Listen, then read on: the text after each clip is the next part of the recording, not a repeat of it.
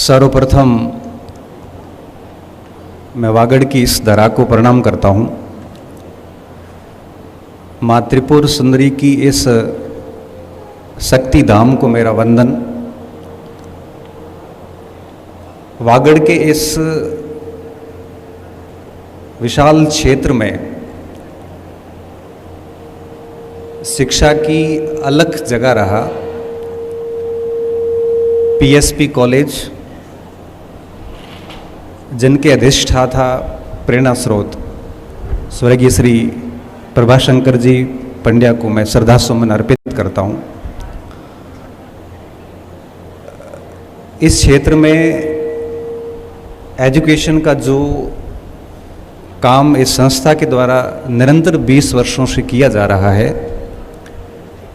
इस संस्था को जीवंत बनाने वाले सभी आचार्यों का, प्रबंधकों का और इन सभी विद्यार्थियों का मैं हृदय से शुक्रगुजार हूँ कि आप अपने इस क्षेत्र को आगे ले जाने का काम कर रहे हैं। ये बड़ा श्रम साध्य कार्य है, बिल्कुल भी आसान कार्य नहीं होता, क्योंकि प्रकृति ने किसी भी क्षेत्र को विशिष्ट विशेषताओं के साथ में उत्पन्न तो कर लिया, मगर उस क्षेत्र की पहचान वहाँ के नागरिक होते हैं। इस क्षेत्र को आगे ले जाने में जो आप कार्य कर रहे हैं, मैं पूरे इस महाविद्यालय परिवार पास में रखो, ये मोबाइल के कारण तो नहीं,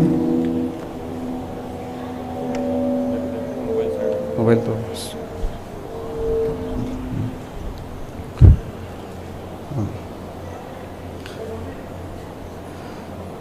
तो महाविद्यालय के इस प्रांगण में विराजमान सभी प्यारे विद्यार्थियों, अभिभावकों, युवाओं और आज के इस कार्यक्रम के मंच पर विराजमान सभी अतिथिगणों और कॉलेज प्रशासन।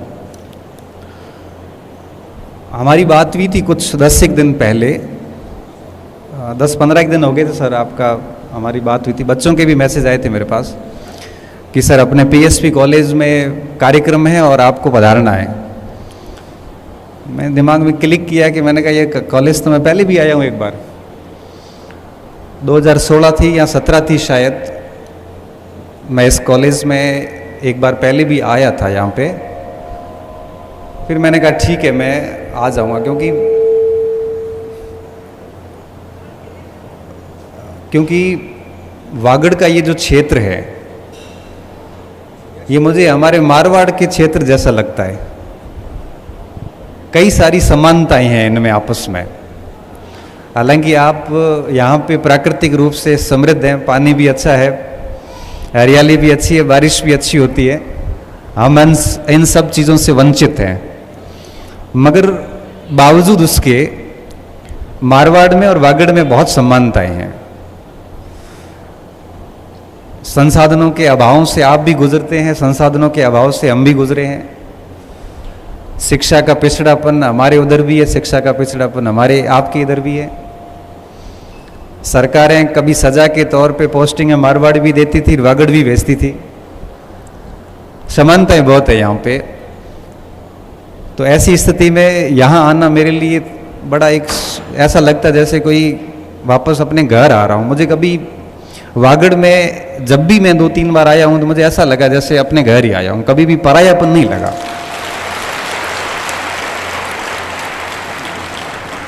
और मैं जब से आया हूँ तब से मैं देख रहा हूँ कि एक शिक्षक को कितना प्रेम मिल सकता है।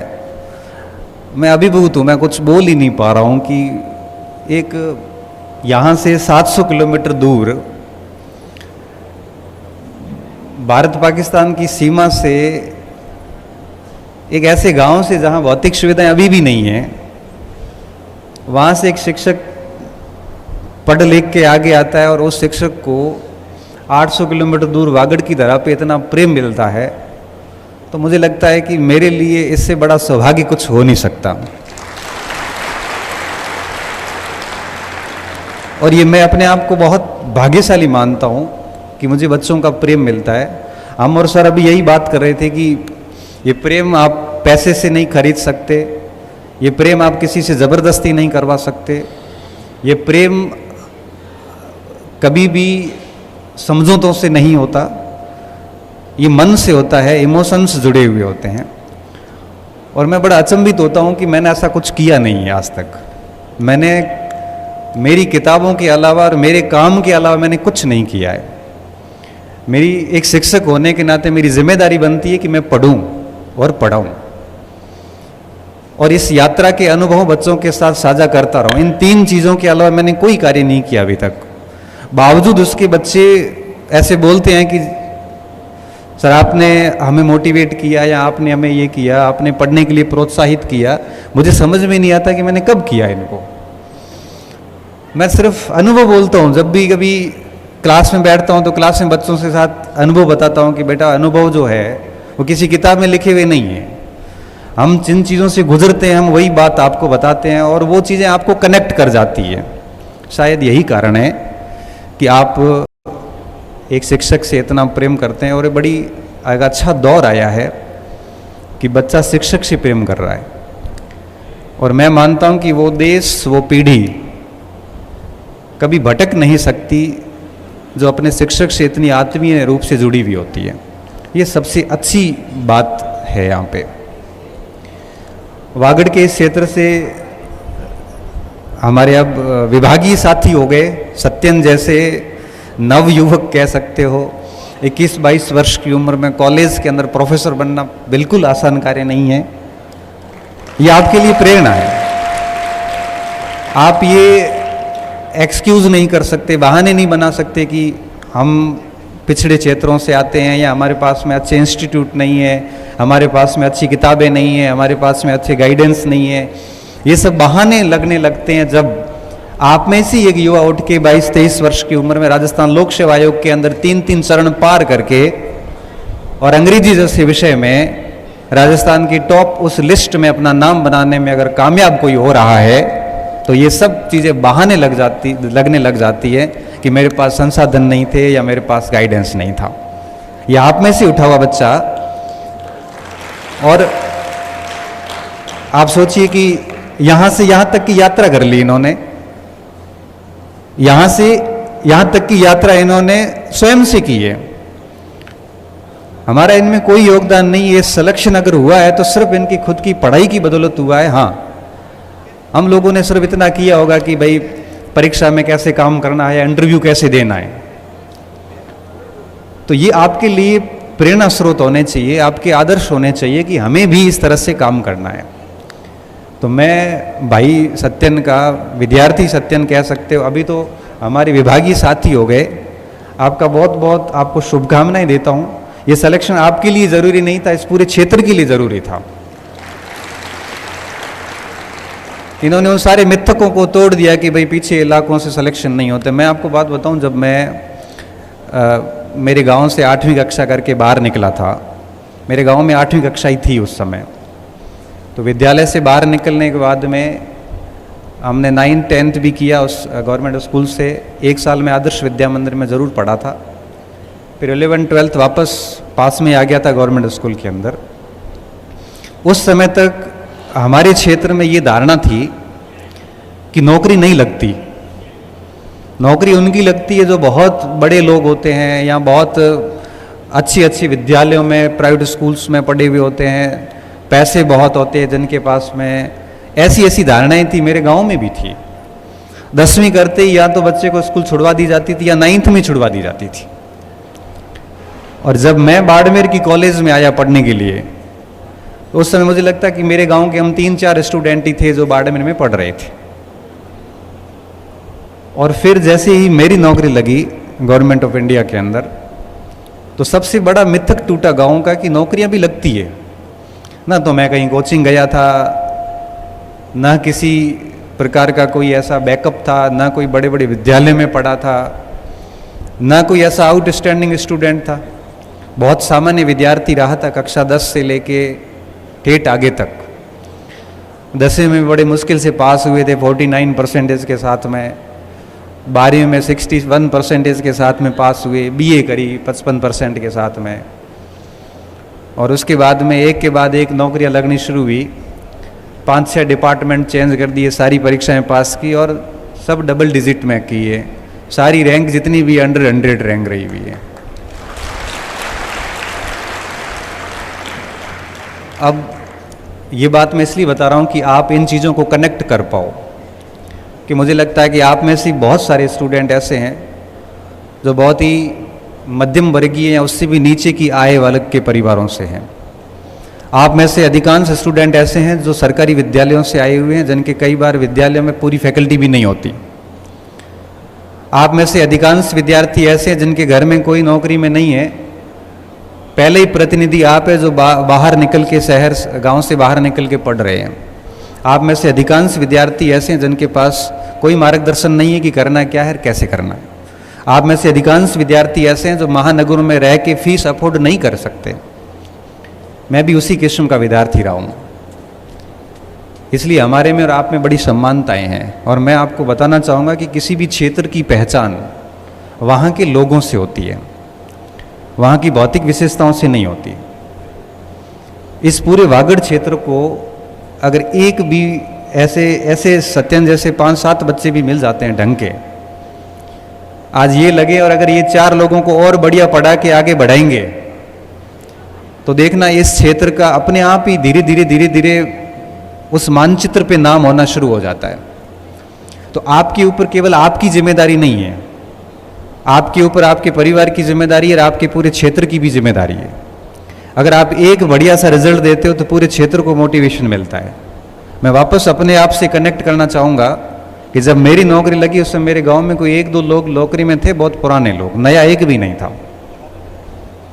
आज अगर गांव जाके देखोगे तो 35 से 40 लोग राजपत्रित अधिकारी सरकारी सेवाओं में, स्टेट गवर्नमेंट में, सेंट्रल गवर्नमेंट में लगे हुए हैं, 50 तैयारी कर रहे हैं। और ये महज 8 से 10 वर्षों के भीतर पॉसिबल हुआ है। जब मैं नौकरी लगा तो मेरे आसपास के बच्चों को लगा कि अगर ये लग सकता है तो हम भी लग सकते हैं। वो भी पढ़नी शुरू किए।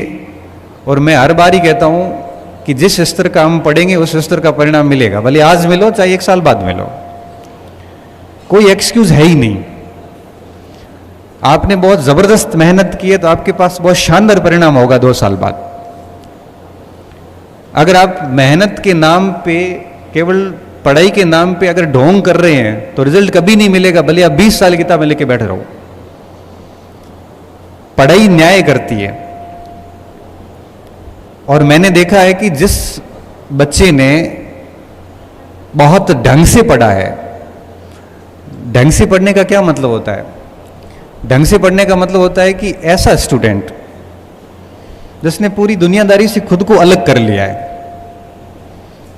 जिसको लगा है कि अपनी मुक्ति केवल इन पुस्तकों में ही संभव है, जिसने अपने पुस्तकों को, अपनी अध्ययन सामग्री को अपना जीवन मान लिया है, जिसकी अपनी पुस्तकों के अलावा बाहरी कोई बहुत बड़ी दुनिया नहीं है, जो अपने लक्ष्य को लेके बहुत गंभीर है, जिसको लगता है कि मेरे परिवार का उत्थान मेरे से ही होगा और ये मैं ही कर सकता हूं। ये बड़े सीरियस स्टूडेंट होते हैं, ये बड़े गंभीर विद्यार्थी होते हैं। और ऐसे विद्यार्थियों को मैंने कभी भी असफल होते हुए नहीं देखा। जिसने खुद को 3 साल का समय दिया है, कहते हैं कि कोई भी बिजनेस हो या कोई भी लक्ष्य हो, निरंतर 1000 दिन का समय मांगता है। 1000 दिन का टाइम मांगता है कोई भी टारगेट अचीव करने का। ये बड़ा सिंपल सा नियम है। कोई भी बिजनेस को भी अगर एस्टैब्लिश करना है तो आपको 1000 दिन का समय चाहिए, मतलब मोटे मोटे 3 साल चाहिए। अगर किसी व्यक्ति को कोई अधिकारी बनना है, IAS बनना है, RAS बनना है या फिर प्रोफेसर बनना है, 3 साल शिद्दत से मेहनत चाहिए। अगर वो कर ली गई तो आगे का शेष जीवन जितना भी है वो बड़ा सम्मानजनक जीवन होता है। बात नौकरी की नहीं है, हर फील्ड की है। क्योंकि देखो, नौकरी तो 2% लोग लगते हैं और मैं सरकारी नौकरी को कोई बहुत बड़ा अचीवमेंट मानता भी नहीं हूं। सरकारी नौकरी लगना सभी दुखों का समापन है, ये बहुत गलत धारणा है। सरकारी नौकरी केवल एक जीविका निर्वाह का साधन है, इससे अधिक कुछ नहीं है। सम्मान देगी, सब दे देगी, परंतु सरकारी नौकरी सब कुछ नहीं है। बिजनेस, अपना खुद का काम धंधा करके भी व्यक्ति सरकारी नौकरी से ज़्यादा अच्छा कमाता भी और ज़्यादा अच्छा जीवन भी जीता है। और मैं तो मेरे स्टूडेंट्स को भी कहता हूँ सर कि 3 साल बढ़िया मेहनत कर लो, कहीं होता है तो ठीक बात है, नहीं होता है तो एक आधा और अटेम्प्ट लो, और नहीं तो अपना काम धंधा शुरू करो। एटलीस्ट आपकी जवानी खराब तो नहीं हो। और 3 साल किसी ने ढंग की मेहनत की है, वो बच्चा फेल हो नहीं सकता, मैं ये स्टंप पे लिख के दे सकता हूं।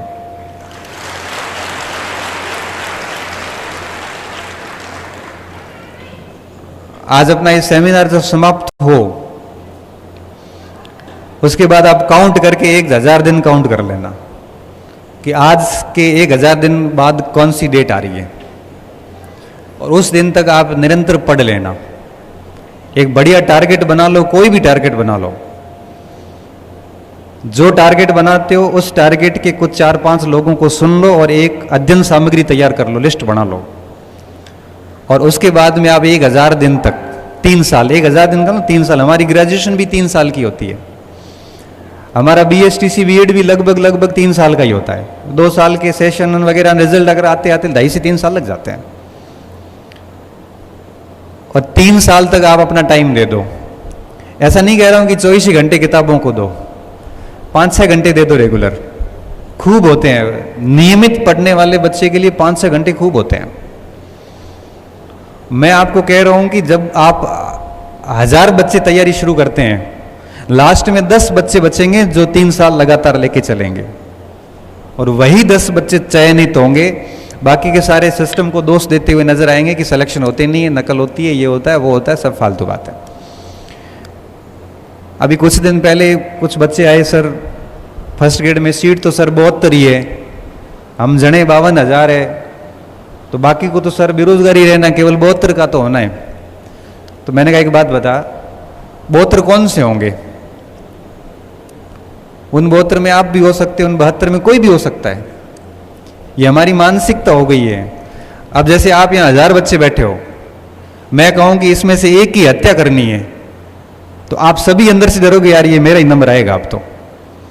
अब 1000 में से जब हत्या की बात आई तो अब लग रहा है कि मेरा ही नंबर आएगा, और मैं कह रहा हूं कि इन 1000 में से एक सिलेक्शन करना है, तब आप कहोगे मेरा तो नहीं होगा भाई। ये सिर्फ माइंडसेट का खेल है। जब मौत की बात आ रही है, नेगेटिव बात आ रही है, तब तो लग रहा है कि ये मेरे ऊपर ही होगी। जब मैं कह रहा हूं कि 1000 में से मुझे एक सिलेक्शन करना है, किसी का भी मैं कर सकता हूं, तब आपको लगता है किसी और का होगा, मेरा तो नहीं होगा। क्यों? वो 72 में से कौन होंगे वो क्या पता। आप तैयारी करोगे तो 72 में से आप हो जाओगे। इसलिए मेरा बड़ा स्पष्ट सा नियम रहा है, मैंने एक अनुभव किया क्लासेस के अंदर, कि जो बच्चा 3 साल तक, इन 1000 दिनों तक बड़ी सीरियसली मेहनत करता है, वो बच्चा कभी कंपटीशन के जीवन में फेल नहीं हो सकता। तो आज के इस सेमिनार की पहली बात जो मैं आपको सिखाना चाह रहा हूं, आपका आना तभी सफल है और मेरा इतना दूर से आना तभी सफल है जब मेरी कोई एक आधी बात आप जीवन में लागू करके जाओ। तो पहली बात ये कहना चाह रहा था कि अगर आप चाहते हो कि जीवन में इस तरह से प्रोफेसर बने या RAS बने, IAS बने, तो गांठ बांध लेना दिमाग में कि आपको 1000 दिन बढ़िया मेहनत करनी है, उसके बाद परिणाम देखना कितने आते हैं आपके पक्ष में। पहली बात। अब मैं दूसरे पॉइंट पे आना चाहूंगा। यहां पे मैं देख रहा हूं कि वागड़ के अंदर और मारवाड़ में एक बड़ा फर्क आ रहा है।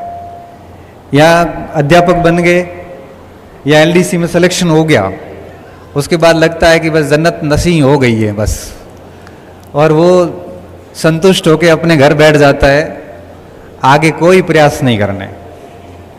मुझे लगता है कि एक व्यक्ति को हमेशा अपनी वर्तमान स्थिति से असंतुष्ट रहना चाहिए। आप वर्तमान स्थिति से असंतुष्ट होंगे तभी आप आगे पढ़ पाओगे, और जब आप पढ़ोगे तभी आप अपनी करियर को और ग्रोथ करवा सकते हो। आप अध्यापक है, लेकिन अध्यापक होने के साथ साथ आपकी जिम्मेदारी ये बनती है कि आप आसपास के 4 बच्चों को और भी पढ़ाएं और आप खुद भी पढ़ें। इससे क्या होगा कि इससे पढ़ाई का माहौल बना रहेगा, और पढ़ाई का जितना अच्छा माहौल बनेगा उतना ही आसपास सिलेक्शन होंगे। तो मुझे लगता है कि आप लोगों को यहाँ संतुष्ट नहीं होना चाहिए, बल्कि निरंतर पढ़े रहना चाहिए, क्योंकि भावी आगे की जो पीढ़ी है वही पीछे की न्यू कमर्स को मोटिवेट करती है। अब आप सोचो कि मैं 2010-11 में नौकरी लग गया था। नौकरी करने के जैसी लग गई, मैं गांव जाके सो जाता आराम से, तो मैं न तो आज इस मंच पे होता, न आप मुझे सुन रहे होते, न मुझे आप जान रहे होते। मेरे साथ हजारों लोग लगे थे। मेरी 13वीं रैंक थी फर्स्ट ग्रेड में, 12 मेरे से आगे थे, आप नहीं जानते होंगे, मैं भी नहीं जानता हूं। प्रोफेसर में मैं 33वीं रैंक पे था। आज प्रोफेसर की नौकरी करते हुए मुझे 7 वर्ष हो गए। 32 मेरे से आगे थे। आप कितने लोगों को जानते होंगे मुझे नहीं पता, हम भी नहीं जानते।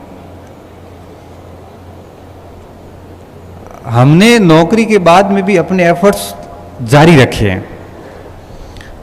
अभी जैसे सत्यन बने हैं first grade, sorry professor English में, अगर ये शांति से बैठ जाएंगे ना घर पे, तो 5-7 साल बाद इनकी कोई आइडेंटिटी नहीं होगी।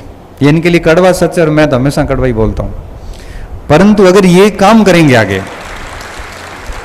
अगर ये आगे काम करेंगे, लिखेंगे, कुछ पढ़ाएंगे, कहीं पे एक्स्ट्रा एफर्ट्स डालेंगे, आप 5 बच्चों को मोटिवेट करेंगे, तो इनका एक अलग ही प्रभाव पड़ेगा, और इनको कई आने वाली पीढ़ियां याद रखेगी।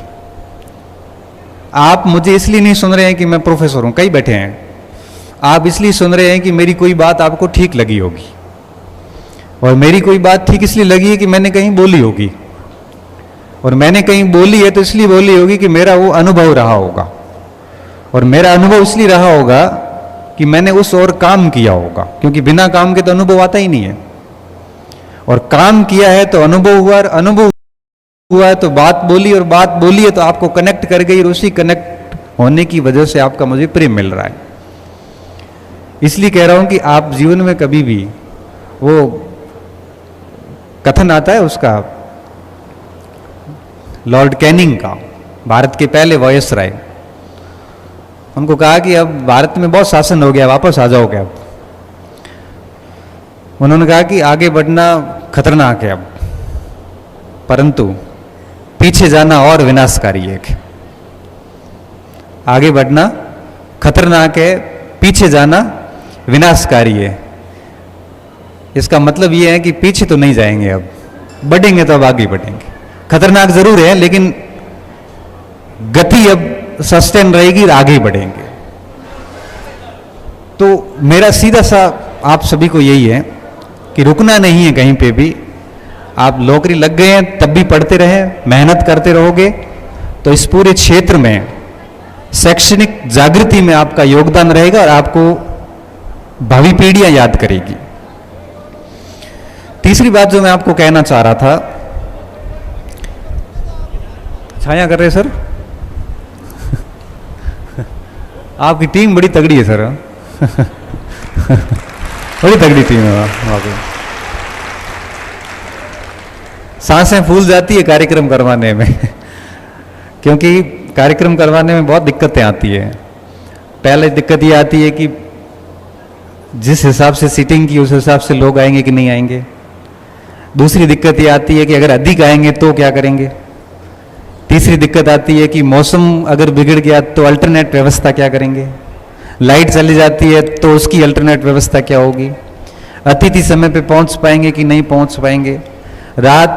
एक रात नहीं, कई दिनों तक आयोजकों की नींद उड़ जाती है। हम लोगों को तो क्या गाड़ी में बैठ के गियर लगा के आना है आयोजकों की हालत बहुत खराब होती है। मैं अक्सर कार्यक्रम में जाता रहता हूं, तो ऐसे आयोजकों के लिए हमें हमेशा से अप्रिशिएट करना चाहिए। मैनेजमेंट की बड़ी केस स्टडी होती है। आयोजन करना बिल्कुल आसान काम नहीं होता है। अभी बारिश का मौसम बन रहा है तो इन्होंने ऊपर से फटाफट ये अल्टरनेट व्यवस्था कर रखी है कि बच्चों को धूप नहीं लगे। मैं पुनः मेरी वापस बात पे आता हूं। मैं हमेशा कहता हूं कि एक विद्यार्थी के लिए 2 सबसे अच्छे मित्र होते हैं। एक आपकी टेबल कुर्सी और दूसरा खेल का मैदान। अगर एक विद्यार्थी इन दोनों में हमेशा उलझा रहेगा तो वो कभी पीछे नहीं रहेगा। अगर आप मोबाइल की दुनिया में बहुत व्यस्त हैं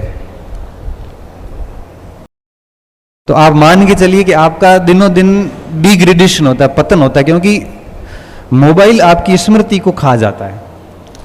जिसका मोबाइल टाइमिंग जितना अधिक होता है उसकी स्मृति हास उतना अधिक होता है। धीरे धीरे याद रहना बंद हो जाता है, याद होना बंद हो जाता है।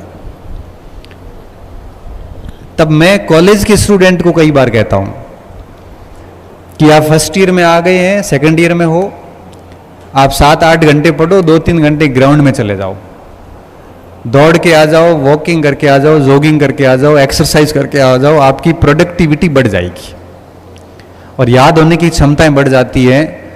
अगर आप अपना समय मोबाइल की दुनिया को देते हैं तो मिलना कुछ नहीं है, स्मृति धीरे धीरे डाउन हो जाती है।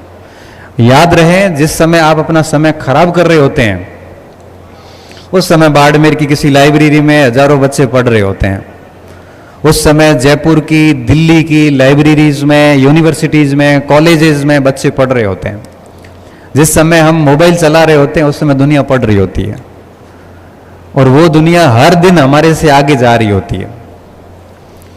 एक जागरूक विद्यार्थी को इस चीज का विशेष तौर पे ध्यान रखना है और आप सभी को मैं आज ये कह के जा रहा हूं कि आज से ही आपका जो टाइमिंग है ये पढ़ाई और खेल, इसके अलावा तीसरी जगह जाना ही नहीं चाहिए।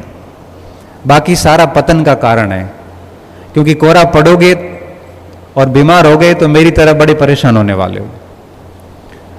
क्योंकि मैं भी जब कॉलेज टाइम में था, स्कूल टाइम में था, खूब गेम खेलता था, वॉलीबॉल खेलता था, बैडमिंटन खेलता था, क्रिकेट खेलता था, टेबल टेनिस खेलता था, खो खो खेला, ये सारे गेम खेलता था, बहुत फिट था। 800 मीटर में नेशनल गया, बहुत फिट था मतलब। फिर एक ऐसा समय आया कि दिन में इतनी धुन लगी कि बस जीवन में पढ़ना ही है और कुछ करना ही नहीं, बस रात दिन पढ़ना, न खाने का कोई टाइम, न पीने का कोई टाइम। परिणाम ये निकला कि दिल्ली के अंदर आईएएस मेंस के टाइम में मेरे बड़ी आंत डैमेज हो गई, बड़ी आंत डैमेज हो गई और मेंस से 3 महीने बचे। हम एम्स में अपॉइंटमेंट लिया दिल्ली के अंदर और डॉक्टर ने जाते क्या बोला, डायग्नोस करने के बाद डॉक्टर ने कहा कि बेटा किसकी तैयारी कर रहे हो? मैं साहब मैं तो आईएएस की तैयारी कर रहा हूँ। डॉक्टर एजेड भी थे, 55 साल के थे। उसने कहा बेटा कुछ कड़वी सच्चाइयाँ हैं जो एक्सेप्ट कर। मैं क्या हुआ सर? तो क्या आप अब ऐसी बीमारी में जा चुके हैं कि ये बीमारी आपको जीवन भर नौकरी करने नहीं देगी। मैं मतलब ये है कि इसका कोई इलाज नहीं है, मेडिकल में लाइफ टाइम रहने वाली है और इस नौकरी के साथ आप सिविल सर्विसेज की नौकरी नहीं कर सकते। बेहतर है आप एजुकेशन की तरफ मुड़ जाओ। मुझे बड़ा घमंड था अपनी हेल्थ पर कि मेरे को कुछ हो नहीं सकता, क्योंकि बहुत फिट था। क्योंकि उससे 4 महीने पहले असिस्टेंट कमांडेंट का फिजिकल दे के आया था एसी का, जिसमें 60 किलो भार, बेस्ट एथलीट, सारा कुछ अच्छा करके आया था। तो मुझे लगता था कि मेरी हेल्थ को कभी कुछ हो नहीं सकता था। और स्थिति ये हुई कि 6 महीने के भीतर वो 60 किलो का भार 43 kg पे आया, 43 किलो पे। वो 15 का हीमोग्लोबिन 7.5 पे आया और अस्पताल में जाके डॉक्टर ने एडमिट कर लिया। उस समय मुझे पहली बार एहसास हुआ, मैं बहुत गंदी स्थिति से गुजरा और अभी भी यही चल रहा है। 16 साल से बीमारी चल रही है। हर दिन ये सोचता हूं कि काश ग्राउंड नहीं छूटते, ग्राउंड में खेलते रहते 1-2 घंटे डेली और पढ़ते रहते तो ये स्थितियां कभी नहीं आती। इसलिए मैं स्टूडेंट को डेली कहता हूं कि बहुत पढ़ाई करिए, लेकिन साथ साथ में डेली 1-2 घंटे ग्राउंड में दीजिए। पैदल चलिए, दौड़िए, भागिए, कोई न कोई गेम्स में एक्टिविटीज करते रहिए, फिर पढ़िए। आपकी प्रोडक्टिविटी बढ़ जाएगी। आप देख लेना कि आपको अपने आप में अंतर महसूस होने लगेंगे। क्योंकि हेल्थ को दांव पे रख के आप नौकरी लग भी गए ना, तो फिर आगे की पूरी जिंदगी हेल्थ सुधारने में जाएगी, आप अपनी नौकरी के आनंद नहीं ले पाओगे। ना कुछ खा पाओगे, ना पी पाओगे, नहीं कहीं जा पाओगे, बस सैलरी लोगे और सैलरी है वो घर वाले खाएंगे, आपको कुछ नहीं मिलना है। मेरे साथ तो ऐसा ही हो रहा है। सुबह उठा, राहुल के सर चाय बना, तो मैंने कहा चाय नहीं पीता। तो सर दूध लाओ, मैं दूध नहीं पीता। कॉफ़ी बना, तो मैं कॉफ़ी नहीं पीता। खाने में सिर्फ दाल रोटी खाता हूँ। हलवा बना, तो मैं हलवा नहीं खाता। क्यों? क्योंकि सब डॉक्टर ने बंद करवा रखा है। यात्रा करनी है तो कार से जाओ, बस में नहीं जा सकता। ये सब्जी नहीं खा सकता, वो नहीं खा सकता, ये नहीं पी सकता, वो नहीं पी सकता। अब क्या खा सकता वही लिस्ट है, बाकी सब नहीं खाना है। तो मुझे बताओ कि आपकी सैलरी 2 लाख रुपए हो, आप कुछ खा नहीं सकते, पी नहीं सकते, जा नहीं सकते हो, 2 लाख रुपए क्या काम के बताओ? उसके मजे तो कोई और ले रहा है। इसलिए अगर आपकी हेल्थ ठीक नहीं है तो आपकी नौकरी सच में कोई काम की नहीं है। इसलिए इन हेल्थ और एजुकेशन दोनों को बैलेंस बना के चलो। आप खूब पढ़ो, आप ऐसा नहीं है पढ़ना नहीं है, खूब पढ़ो, 8 घंटे 10 घंटे 12 घंटे पढ़िए, लेकिन साथ में 1-2 घंटे आप बढ़िया एक्टिविटी कर लीजिए। पानी पिला दो, 1-2 घंटे आप एक्टिविटी कर लो। तो इससे क्या होगा कि आप कभी भी बीमार नहीं होंगे, और हेल्थ के साथ अगर आप काम करोगे तो ठीक।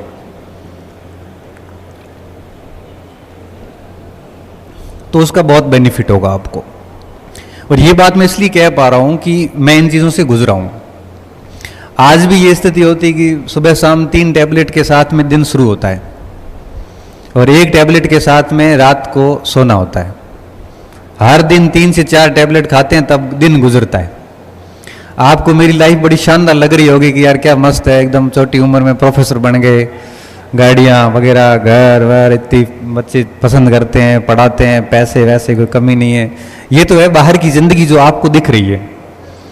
इसके पीछे की ज़िंदगी ये है कि 4 टैबलेट्स खाओ, कुछ खाना नहीं है, सिर्फ पानी पीना है, और बड़ी नियमित सी लाइफ है। कहाँ उठना है, कहाँ बैठना है, कहाँ जाना है, कुछ नहीं करना है। साथी सब मज़े से खा रहे हैं, मैं बैठा हूँ पास में देख रहा हूँ। ये है असल ज़िंदगी जो आपको दिखती नहीं है, जिससे मैं होकर गुजरता हूँ। और मुझे जब हेल्दी लोगों को देखता हूँ तो मुझे थोड़ी ईर्ष्या भी होती है।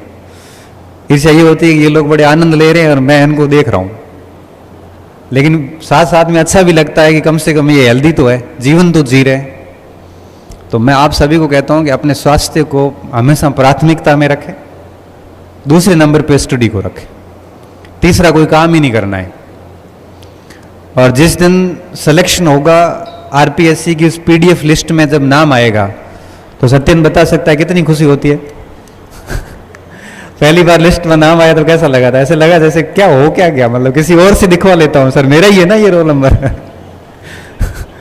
हिंदी का रिजल्ट आया तो रात को 10-11 बजे एक बच्चे का मैसेज आया, सर आप सर अभी जग रहे हो? मैंने कहा हाँ। हिंदी का नहीं था, पॉलिटिकल साइंस का था। रात को 11-11:30 बजे रिजल्ट आया। मैं कहा बेटा जग रहा हूँ। तो सर रिजल्ट आया और मेरे रोल नंबर देखो ना आप। तो मैंने कहा ये ठीक हिम्मत करके बोला है बच्चा, मैं देखता हूँ ना रोल नंबर ला। तो रोल नंबर दिए, मैंने पीडीएफ डाउनलोड करी, देखा तो उसका सिलेक्शन हो रखा। तो मैंने कहा बेटा बधाई हो, आपका सिलेक्शन हो गया। तो सर हो गया है ना, कंफर्म हो गया? मैं कहा कंफर्म हो गया। आपने नहीं देखा सर? मैंने देखा, पर यकीन नहीं हो रहा है कि क्या पता मेरा है कि नहीं। आप देखोगे तो सर बहुत सही देखोगे। इसलिए मैं आपसे एक बार और चेक करवाना चाह रहा हूँ, फिर मैं मेरे मम्मी पापा को फोन करूंगा कि पापा मेरा सिलेक्शन हो गया है, एक बार आप मुझे कंफर्मेशन दे दो। मैंने कहा बेटा हो गया है और आप एंजॉय कीजिए अब। और वो फोन पे रोने लग गया, मतलब वो फपक फपक के रोते हैं ना कोई, ऐसे मतलब जिसको खुशी के गजब भावनाएं कंट्रोल की हुई हो कई सालों से। 2 मिनट रोने लगा। मैंने कहा बेटा थोड़ा शांत हो जा। और फिर उसके बाद में 2-5 मिनट सर आपका मेरे को बहुत सारे धन्यवाद बोले, और फिर उसके बाद घर पे परिवार पे उसने अपना फोन वोन शुरू किया। तो मुझे लगता है कि व्यक्ति के जीवन में इससे बड़ी खुशी कुछ हो नहीं सकती जिस दिन उस पीडीएफ में नाम आता है। जब आरपीएससी की या यूपीएससी की पीडीएफ खुलती है, मेरे छोटे भाई का इंजीनियरिंग बैकग्राउंड था, उसने कहा मुझे भैया आरएस की तैयारी करनी है। मैंने कहा कर बेटा, सपोर्ट मैं करूंगा, कोई दिक्कत नहीं है। मेरा रियल छोटा भाई 8-10 महीने बढ़िया मेहनत की। जैसा मैंने कहा किताबें बता दी मैंने, मैंने कहा बस 3 चीज़ों का ध्यान रखना, इसके अलावा कुछ पढ़ना नहीं है, और इसको इतना तरीके से पढ़ना है कि ये न लगे कि आधी अधूरी पढ़ाई हो गई। और तीसरा, हेल्थ का ध्यान रखना, खाने पीने का ध्यान रखना है। 7-8 महीने पागलों की तरह पढ़ाई करी, और आरएएस के अंदर मेंस हुआ। इंटरव्यू के लिए मैंने प्रॉपर गाइड किया, सारी चीज़ें बताई, इंटरव्यू दे के आया। अब रिजल्ट का समय आया, अब रिजल्ट आने वाला था। इंटरव्यू, लास्ट इंटरव्यू के बाद में कभी भी रिजल्ट आ सकता है। तो मेरे को कहा कि आज मेरे भाई साहब रिजल्ट आने वाला है रात को। तो मैंने कहा भाई मैं भी जगूंगा, रिजल्ट तेरा आ रहा है आरएएस का, तेरा पहला ही पेपर है। 10 बजे, 11 बजे, 12 बजे रिजल्ट आया नहीं, 11:30 बजे रिजल्ट नहीं आया। मेरे को तो नींद आने लगी। मैंने कहा भाई मैं तो सोता हूँ। वो खुद जयपुर था। 2-1 बजे उसका, 1:30-2 बजे उसका फ़ोन आया। तो मेरा फ़ोन तो पिछले 5 साल से साइलेंट ही है 5 वर्षों से मेरा फ़ोन साइलेंट ही है। आज तक मैंने फ़ोन को साइलेंट मोड से निकाला ही नहीं है, क्योंकि क्लास में जाता हूँ तो बच्चों के सामने फ़ोन साइलेंट रहता है, कोचिंग में जाता हूँ तो भी फ़ोन साइलेंट रहता है, जनरली जेब में रहता है, साइलेंट ही रहता है। मैसेज का रिस्पॉन्स ज़रूर कर लेता हूँ। मेरा फ़ोन साइलेंट था तो घर के फ़ोन पे फ़ोन आया। 2-3 बार कंटिन्यू आए तो बच्चे उठ गए। उन्होंने कहा कि फ़ोन आ रहा है, चाचा का फ़ोन आ रहा है, चाचा का फ़ोन आ रहा था। मैंने रिजल्ट आया होगा, तो मैंने उठाया। उठाते बोले कि मेरा सिलेक्शन हो गया है, और ऐसे करते करते वो भावुक हो गया। मैंने कहा पागलों की तरह क्या रो रहा है, खुश है? तो क्या मेरा सिलेक्शन हो गया, मेरी 245वीं रैंक आई है, और मुझे यकीन नहीं मेरा आरएएस में हो गया है। फिर मम्मी पापा को फ़ोन किया, वो तो जग रहे थे, उनको तो नींद ही नहीं आई थी, मैं तो फिर भी सो गया था। अब उस रिजल्ट को जानने के बाद में कई दिनों तक मैं भी खुश रहा, हमारे खुश सबके आंसू आ गए आंखों में। क्यों? क्योंकि एक मध्यम वर्गीय व्यक्ति के लिए नौकरी कितनी ज़रूरी होती है, इसकी कल्पना आप से अधिक आपके माँ बाप करते हैं। आपके अंदर आपके माता पिता वो उम्मीद देखते हैं कि हमारा बच्चा भी नौकरी लगेगा, और ये बात आपको अंदर से सबको पता है। कितना डेस्परेटली वो चाहते हैं कि उनका बच्चा सरकारी सेवा में जाए। और जब हम उन उम्मीदों को तोड़ते हैं, हम यहाँ आके मूर्खताएं करते हैं, हम यहाँ आके लापरवाहियां करते हैं, तो हमें थोड़ा सा भी अंदर से फील नहीं होता कि हमारे माँ बाप कितनी उम्मीदें लगा के बैठे और हम क्या कर रहे हैं यहाँ पे। आप अपने लिए नहीं, लेकिन उन उम्मीदों के लिए तो पढ़ लो जो आपके अपने माँ बाप बांध के रखे बैठे हैं, और उन्होंने खुद ने जीवन में वो नहीं कर पाए, उनकी स्थितियां नहीं थी, लेकिन वो अपनी हर खुशी को त्याग करके आपके लिए संसाधन जुटा रहे हैं ताकि आप उनके ड्रीम्स को पूरा करें। और आपको नहीं पता, आप चले आते हो शहर, पीछे माँ बाप बात क्या करते हैं। अब मेरा छोटा भाई जयपुर था, पीछे माँ दिल्ली पूछती थी कि मार छोरे नौकरी लागे को लागे, नौकरी लगेगी कि नहीं लगेगी, तनकी लागे, तेरे को क्या लग रहा है, तेरे को तो पता है ना पास कैसे होते हैं। इतनी उम्मीद है कि बस लग जाए, उनको जैसे लगा जैसे उनका जीवन धन्य हो गया। मुझे लगता है कि इससे बड़ी प्रेरणा आपके लिए कुछ हो नहीं सकती। आपको जब आप गलत रास्ते पे जाओ, जब आप पढ़ाई नहीं कर रहे होते, तो कम से कम एक बार अपने घर की तरफ देखना, आंखें बंद करके सोचना अपने उस परिवार की तरफ कि वो आपसे कितना कुछ चाहता है और आप कर क्या रहे हैं। अगर आप इतना डेडिकेशन दे देंगे घर के उम्मीदों के अनुरूप, तो निश्चित तौर पे आप एक शानदार परिणाम देंगे। अब आज की युवाओं को, आप इधर तो इतनी दिक्कत नहीं है, बाड़मेर जैसलमेर में सर दिक्कत यह है कि लोग, बच्चे तस्कर हो गए, ड्रग्स लेते हैं। ड्रग्स का इतना गंदा फैला हो गया है कि पीढ़ियां की पीढ़ियां बर्बाद हो रही है हमारे उधर। हालांकि मुझे लगता है इस क्षेत्र में ये दिक्कत नहीं है, ये भी बहुत अच्छी बात है। बेचारे माँ बाप घर पे काम धंधा कर रहे हैं और बेटे बेटियां शहर आके उनकी उम्मीदों को कुल्हाड़ी से हमेशा काटने का काम करती है। माँ बाप तो चले जाएंगे, उनको तो जाना ही है, 5-10 साल बाद चले जाएंगे, फिर ताउम्र आप जिंदगी भर फिर पछताओगे, रोते रहोगे कि मौका दिया था लेकिन हमने मूर्खताएं की। तो आपके पास अभी समय है, अवसर है, आप में क्षमताएं हैं, आपके पास में संसाधन है, और आपके पास में मोटिवेशन भी है, तो मुझे लगता है कि आपको बहुत मेहनत करनी है। आज इस सेमिनार में जाने के बाद आप अपना टारगेट सेट करिए और 2-3 साल बिल्कुल पागलों की तरह पढ़ाई करिए। जो चीज़ें डिस्ट्रैक्ट कर रही है उनसे दूर हो जाइए। आपका जीवन सिर्फ आपका है, बर्बाद हो जाओगे तो लोग मज़े लेने वाले हैं, कोई भी आपको सांत्वना देने नहीं आएगा। देखो, व्यक्ति आपकी पद और स्थिति से प्रेम करता है, आपसे प्रेम करने वाले बहुत कम हैं। सही बता रहा हूँ, आपसे प्रेम करने वालों की संख्या कुछ डिजिट्स में ही है। बाकी दुनिया आपके पद और प्रतिष्ठा से, स्थितियों से प्रेम करती है, आपके स्टेटस से प्रेम करती है।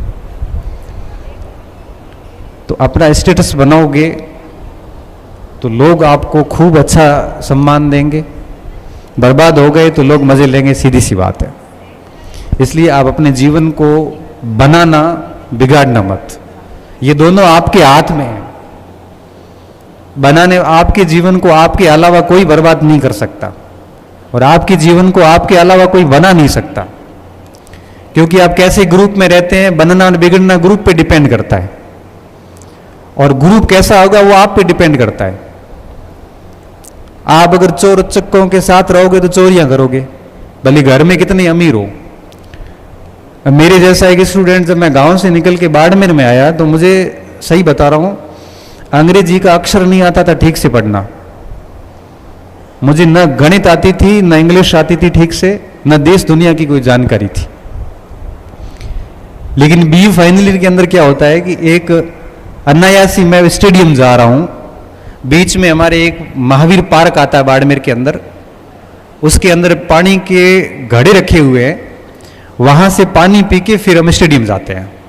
ये हमारी एक रूटीन था।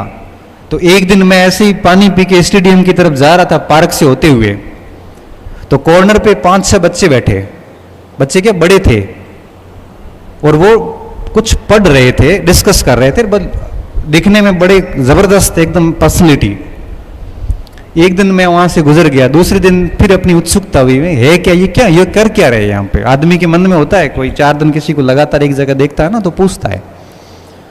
3-4 दिन मैंने ये उनको देखा, मैंने कहा ये कर क्या रहे हैं यहाँ पे। एक दिन मैं भी वहां पे निक्कर पहनी भी मेरे, पानी पिया, मैं स्टेडियम जा रहा था, तो 5 बजे के बाद जाता था, 6-6:30 बजे के आसपास की बात। तो मैं उनके पास गया, ये वास्तविक वाकया है। वहाँ पास गया तो मैंने पूछा उनको, थोड़ी देर बैठा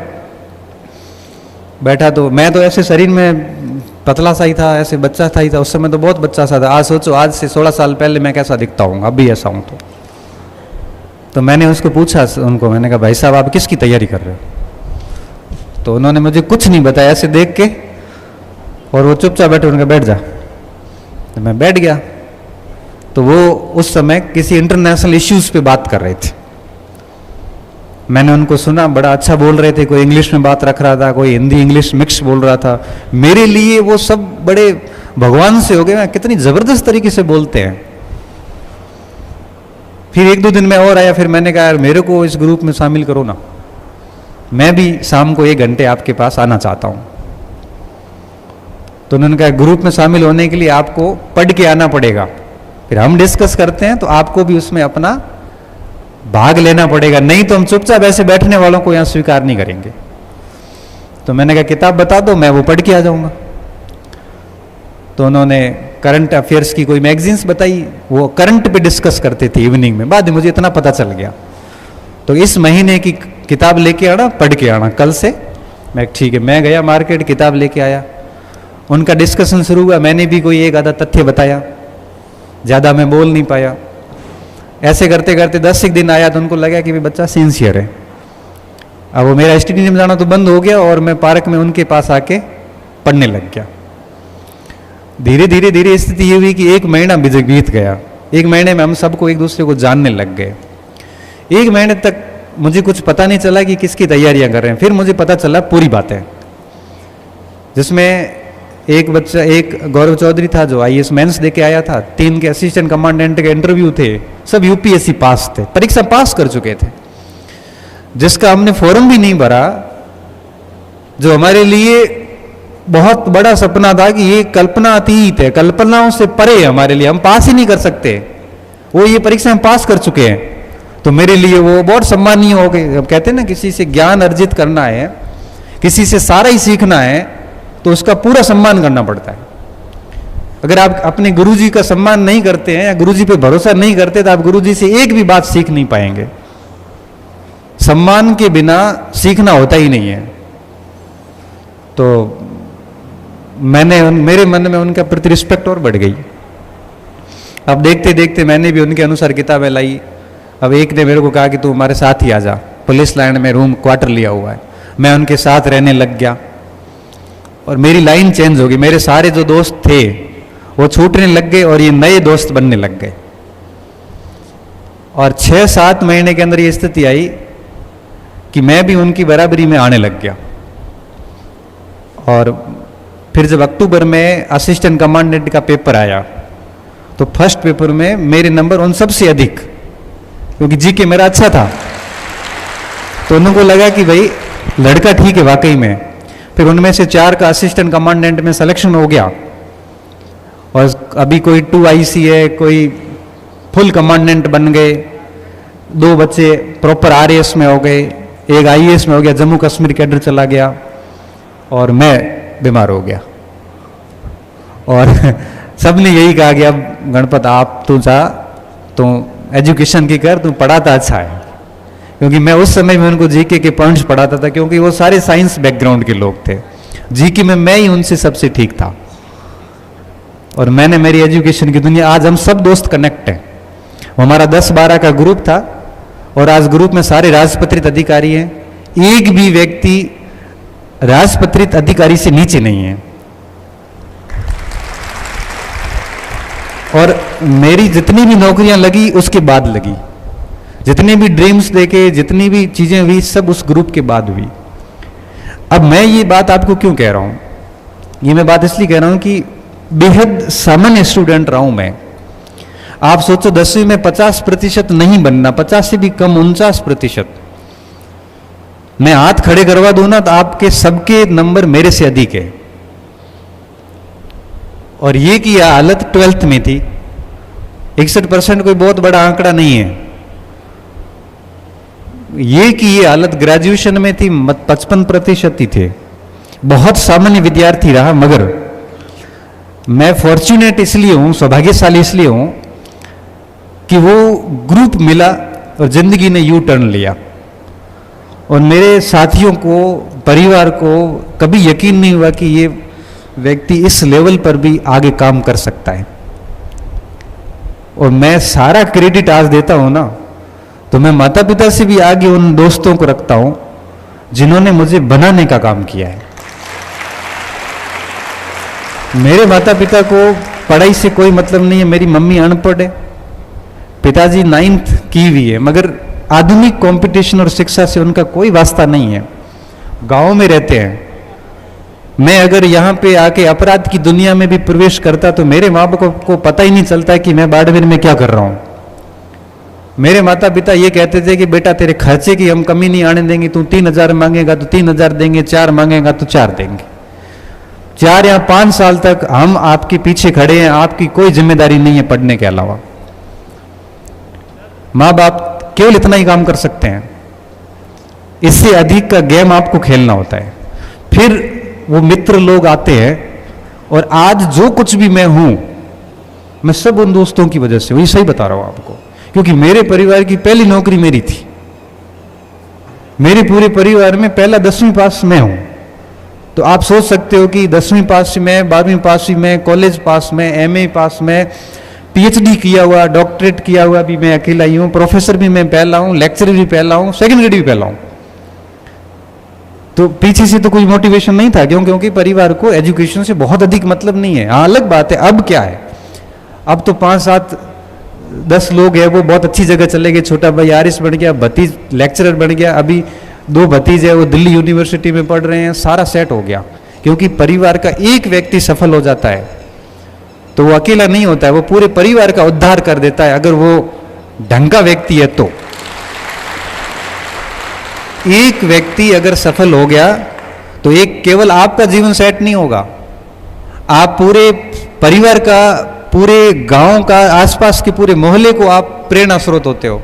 मुझे बड़ी खुशी होती है आज मेरे जो 50-60 परिवार है वहाँ पे गांव में जो राजपुरोहितों के, राजपूतों के जो कम से कम 3000 गाँव की बस्ती है, युवा जितने भी पढ़ने वाले हैं सर, उन सभी के मोबाइल्स में देखता हूँ तो डीपी मेरी लगी हुई रखती है।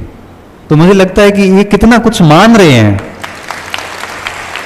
बारहवीं में पढ़ रहे हैं, मेहनत कर रहे हैं। और सबसे खास बात देखिए, चाहे मेघवाड़ों का बच्चा हो चाहे राजपूतों का हो, जब डिसीजन की बात आती है लास्ट में उनके पापा कहते हैं कि मारसान पूछ ले जो को मारसा कह जो फाइनल है, मतलब गणपति जी को पूछ लो, गणपति जी अगर कह देते हैं वो कर दो बस। ये भरोसा गांव पूरे को कब हुआ है? ये सिर्फ एजुकेशन के बाद हुआ। उनको पता है कि बच्चे का डिसीजन अगर ये लेगा तो सही लेगा। इसलिए कहता हूं कि आप भी इस तरह से एग्जाम्पल सेट करिए।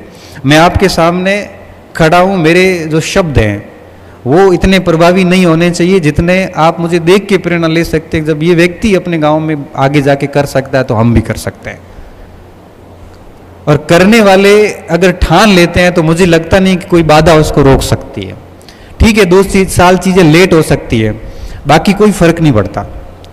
और एक बार अगर आप ढंग से काम कर लेते हैं तो आप अमर हो जाते हैं, पूरा क्षेत्र में आपकी अलग इज्जत होती है। अब यहां से यहां तक की यात्रा कर लेते हैं आपको। अब आप सोचो ना कि मारवाड़ से किसी व्यक्ति को वागड़ कौन बुलाएगा। मैं शेखावाटी भी गया, मैं आगे हनुमानगढ़ गंगानगर भी जाता हूँ, अभी हाड़ौती भी गया था, मतलब हर जगह जाता हूँ और इसी स्तर का प्रेम मिलता है। तो ये सिर्फ एजुकेशन की बदौलत नसीब हुआ है। तो आपके पास में खूब अवसर है और 2-3 साल गहनता से मेहनत कीजिए। कोई किसी भी प्रकार का धोखा मत करना, ना खुद के साथ ना परिवार के साथ। अच्छी ग्रुप रखो। देखो गलत संगत में पड़ गए ना, अभी तो मजा आएगा। एक बार कॉलेज में क्लास ले रहा था, बाहर बारिश हो रही थी, 30-35 बच्चे पढ़ रहे थे और तो मैंने बच्चों को पूछा, मैंने कहा थारो मन है बाहर जाना रो, मतलब आपका मन हो रहा है बाहर जाने का, अच्छा लग रहा है ऐसे घूमूं करूं? तो कुछ बच्चे ऐसे हाँ देने वाले थे लेकिन फिर बोले नहीं गए, सर डांट देंगे। मैंने कहा देख बेटा, ये जो मजे ले रहे हैं ना ये बाद में दुखी होंगे। अभी तुम अंदर दुखी हो रहा है, तुम बाद में मजे लेगा। क्योंकि आप अभी आनंद ले लोगे तो आगे की जिंदगी बड़ी कठिन है।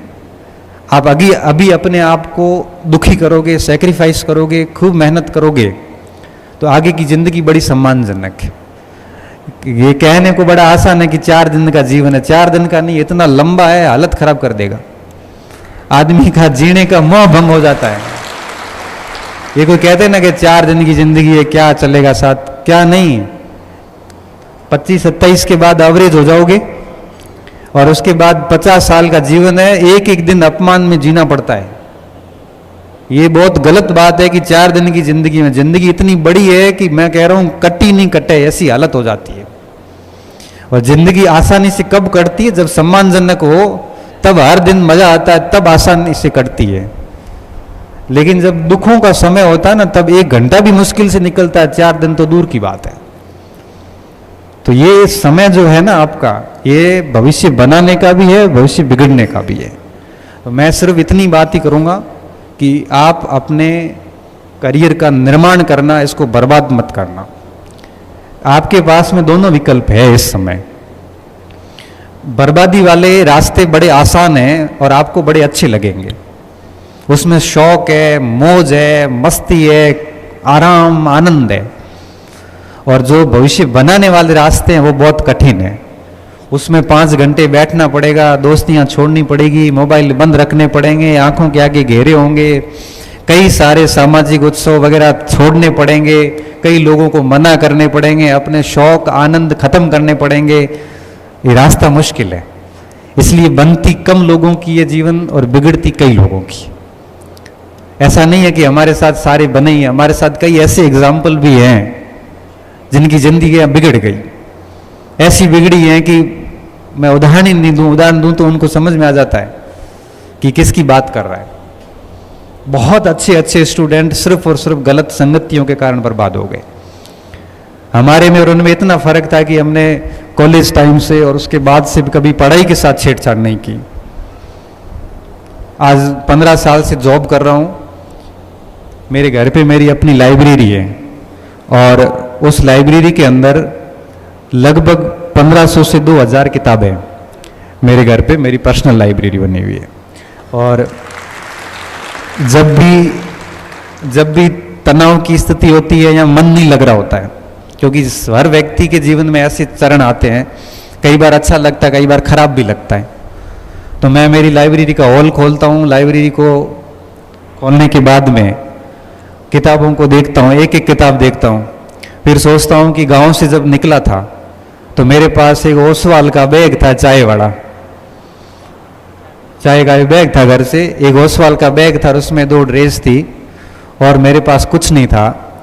और आज पीछे मुड़ के देखता हूँ तो 20 साल बाद मेरे पास आज 2000 पुस्तकों की, 1500 से 2000 तो हो ही जाएगी उसमें, पुस्तकों की एक शानदार लाइब्रेरी है। और उसमें बहुत सारे बच्चों के द्वारा दिए गए गिफ्ट्स हैं, बहुत सारे कार्यक्रमों की स्मृति चिन्ह है वहाँ पे, कई सारे प्रतियोगिताओं में प्रथम स्थान आए हुए के कई सारे मोमेंटो वहाँ रखे हुए हैं। वो सब आधा घंटा देखता हूँ तो खुश हो जाता हूँ कि 20 साल में क्या पाया है। फिर दिमाग में आता है कि कुछ नहीं लाए थे और इतना कुछ किया है, तो मुझे खुश होना चाहिए, दुखी क्यों हूँ।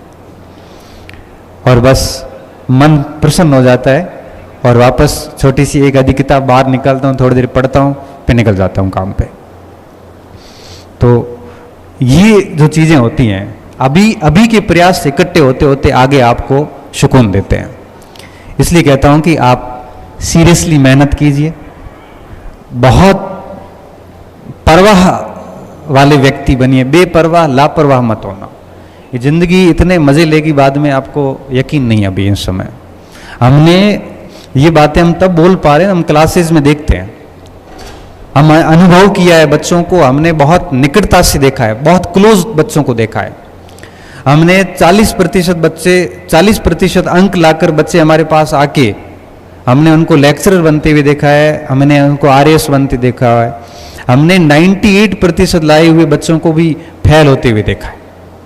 ये सिर्फ बच्चों के ऊपर डिपेंड करता है कि आप कितना बढ़िया करते हो।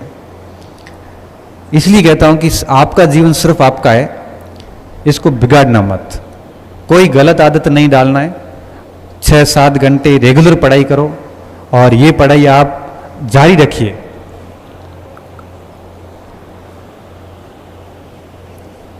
कम से कम 3 साल तक जारी रखिए इसको।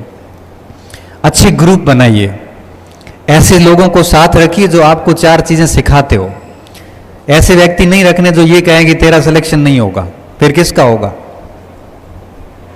इसका नहीं होगा तो फिर होगा किसका? हम कैसे हुए? जिस परीक्षा में बैठे, सेकंड ग्रेड का पेपर देने गया, किसी ने कहा यार नकल होती है। मेरे 200 में से पहले पेपर में 194 नंबर आए। ये कैसे आए? मैंने कहा पूरे राजस्थान में शायद किसी के नहीं थे। मेहनत की थी, सवाल गलत क्यों हो जाए? अभी भी पेपर देखता हूं, दूसरे पढ़ता हूं, ये दे तो पेपर में क्या क्या आया है। और कई बार ऐसी स्थिति आती थी कि पहले प्रश्न से लेके 70-80 प्रश्न तक जाते थे, एक भी प्रश्न ऐसा नहीं होता था जहां हमें आ नहीं रहा है। क्यों? पढ़ाई की थी। और किताबें न्याय करती, किताबें नहीं देखती कि आप अमीर हो कि गरीब हो, किताबें नहीं देखती कि आप 10वीं में 12वीं में मेरिटोरियस थे कि बाई ग्रेस पास हुए हैं, किताबें नहीं देखती कि आपको नौकरी की जरूरत है कि नहीं है। उसको जिसका जितना पढ़ा है ना, ओमार में उतने अधिक सही होते हैं। बहुत न्याय है यहां पे। पढ़ के तो देखिए एक बार, कितना आनंद आता है। पढ़ाई जैसा आनंद मुझे लगता नहीं किसी भी जगह होगा। और आज भी हम 4 किताबें पढ़ के जाते हैं, जब क्लास में बच्चों के सामने जाते हैं, जब 4 चीजें नहीं सिखाते हैं ना, उसमें बच्चों के मुंह पे चमक आ जाती है कि आनंद आ गया, आज नई बात सीखने को मिली। फिर बच्चों को कहता हूं आप भी ये बाहर जाके किसी को सिखाना, और बच्चे भी बाहर जाके किसी को सिखा देते हैं कि इधर आ बताता हूं। तो आप बताओ, हकीकत बात यह कि हमारा जीवन आज की तारीख में ऐसे ही चल रहा है। पढ़ो, पढ़ाओ, अपने काम करो, बाकी दुनिया जाए बाढ़ में, किसी से कोई मतलब नहीं। कौन क्या कहता है हमें कोई फर्क नहीं पड़ता, बस आप अपने स्तर पे सही होने चाहिए। अब मैं चाहता हूं कि आप में से किसी बच्चे का कोई सवाल हो और कोई दूसरा अपने पास माइक हो, तो मैं आपसे भी प्रश्न लेना चाहूँगा, क्योंकि मैंने मेरी बात तो रख ली। आपसे में से कोई बच्चा अगर प्रश्न करना चाहें तो 2-4 सवाल किए जा सकते हैं, क्योंकि मैं आपकी भावनाएं भी जानना चाहता हूँ। और वार्ता सही तभी होती है जब दोनों तरफ से बात हो जाए। तो हाँ,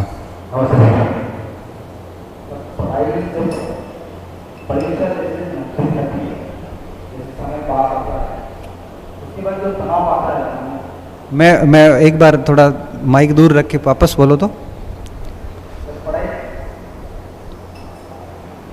नहीं, अभी सही आवाज आ रही है। एग्जाम पास में आता है,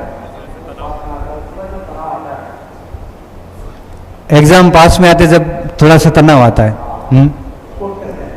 ठीक है, बैठ जाओ। देखो, 2 टाइप के स्टूडेंट होते हैं। एक वो होते हैं जिनकी बहुत शानदार तैयारी होती है। शानदार तैयारी का मतलब जिसने 5-6 बार कोर्स पढ़ लिए हो, 4-5 बार बढ़िया रिवीजन कर लिया हो। एक तो वो होते हैं। दूसरे वो होते हैं जिन्होंने बिल्कुल पढ़ाई नहीं की, जिसको उस परीक्षा से कोई मतलब नहीं है। जिसने पढ़ाई नहीं की है, कोई मतलब नहीं, उसको बिल्कुल टेंशन होगी नहीं। जिसने बहुत मेहनत की है उसको टेंशन होगी, और ये जरूरी भी है, क्योंकि टेंशन होना इस बात का सूचक है कि आप अपने करियर को लेके, पढ़ाई को लेके बहुत चिंतनशील रहे हैं। और ये तनाव तब तक रहेगा जब तक परीक्षा के स्टार्टिंग के 10 प्रश्न नहीं कर लेते। तो ये एक सामान्य प्रक्रिया बेटा, ये सब में होती है। ये मेरे में भी रही है, आप में भी रहेगी, सभी में रहेगी। ये टेंशन थोड़ी बहुत रहती है। इसका कारण क्या होता है कि सिलेबस इतने व्यापक होते हैं और हमने पढ़ा हुआ बहुत होता है, बावजूद उसके हम आश्वस्त नहीं हो सकते कि जो हमने पढ़ा है वही आएगा।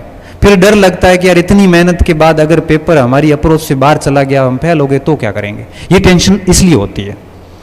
अगर आपको कह दें कि इस किताब से पूरा पेपर आएगा, तब आपको टेंशन नहीं होगी। क्यों? क्योंकि आप उसको रट लोगे, आपको पता है इससे बाहर कहाँ जाएगा।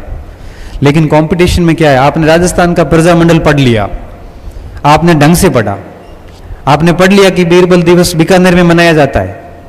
अब उन्होंने प्रश्न कर लिया कि बीकानेर षड्यंत्र कांड के मुख्य अभियुक्त कौन थे।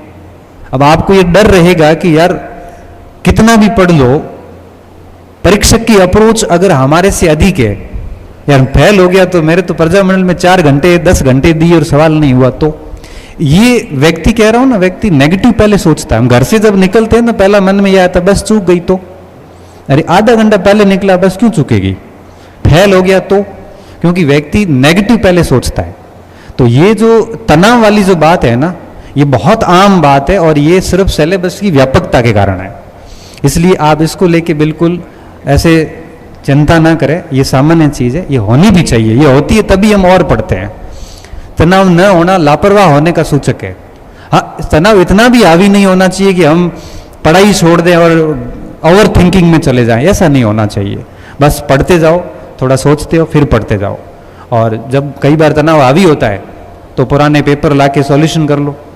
पुराने पेपर सॉल्यूशन करते हैं तो कॉन्फिडेंस आ जाता है कि हाँ मुझे आता तो है, तनाव वाली बात नहीं है। ठीक है, और कोई बच्चा? नमस्कार सर। सर मैंने आपको पहली बार अपने ऑनलाइन क्लास में देखा था। हमारे पीछे कन्या है जो आपको अपना आदर्श मानते हैं और मेरे करते। अच्छा, ठीक है। सर मैंने सुना है कि आपने यूपीएससी का भी एग्जाम दिया था, और सर वर्तमान में सर मैं राजस्थान वन विभाग के अंदर वन रक्षक के पद पर कार्यरत हूँ। ठीक है, एक मिनट। हाँ, अब बोलो।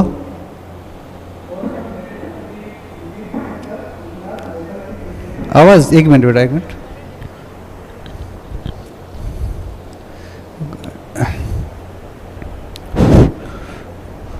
बच्चों के थोड़े सवाल ले लेते हैं ना, तो थोड़ा, क्योंकि कई बार हम हमारी तरफ से बोल लेते हैं, उनकी जिज्ञासाएं कई बार शांत नहीं हो पाती, तो मैं सोच रहा था इनसे ले लेता हूँ। हाँ, अब बोलो तो, आवाज सही हुई? हाँ,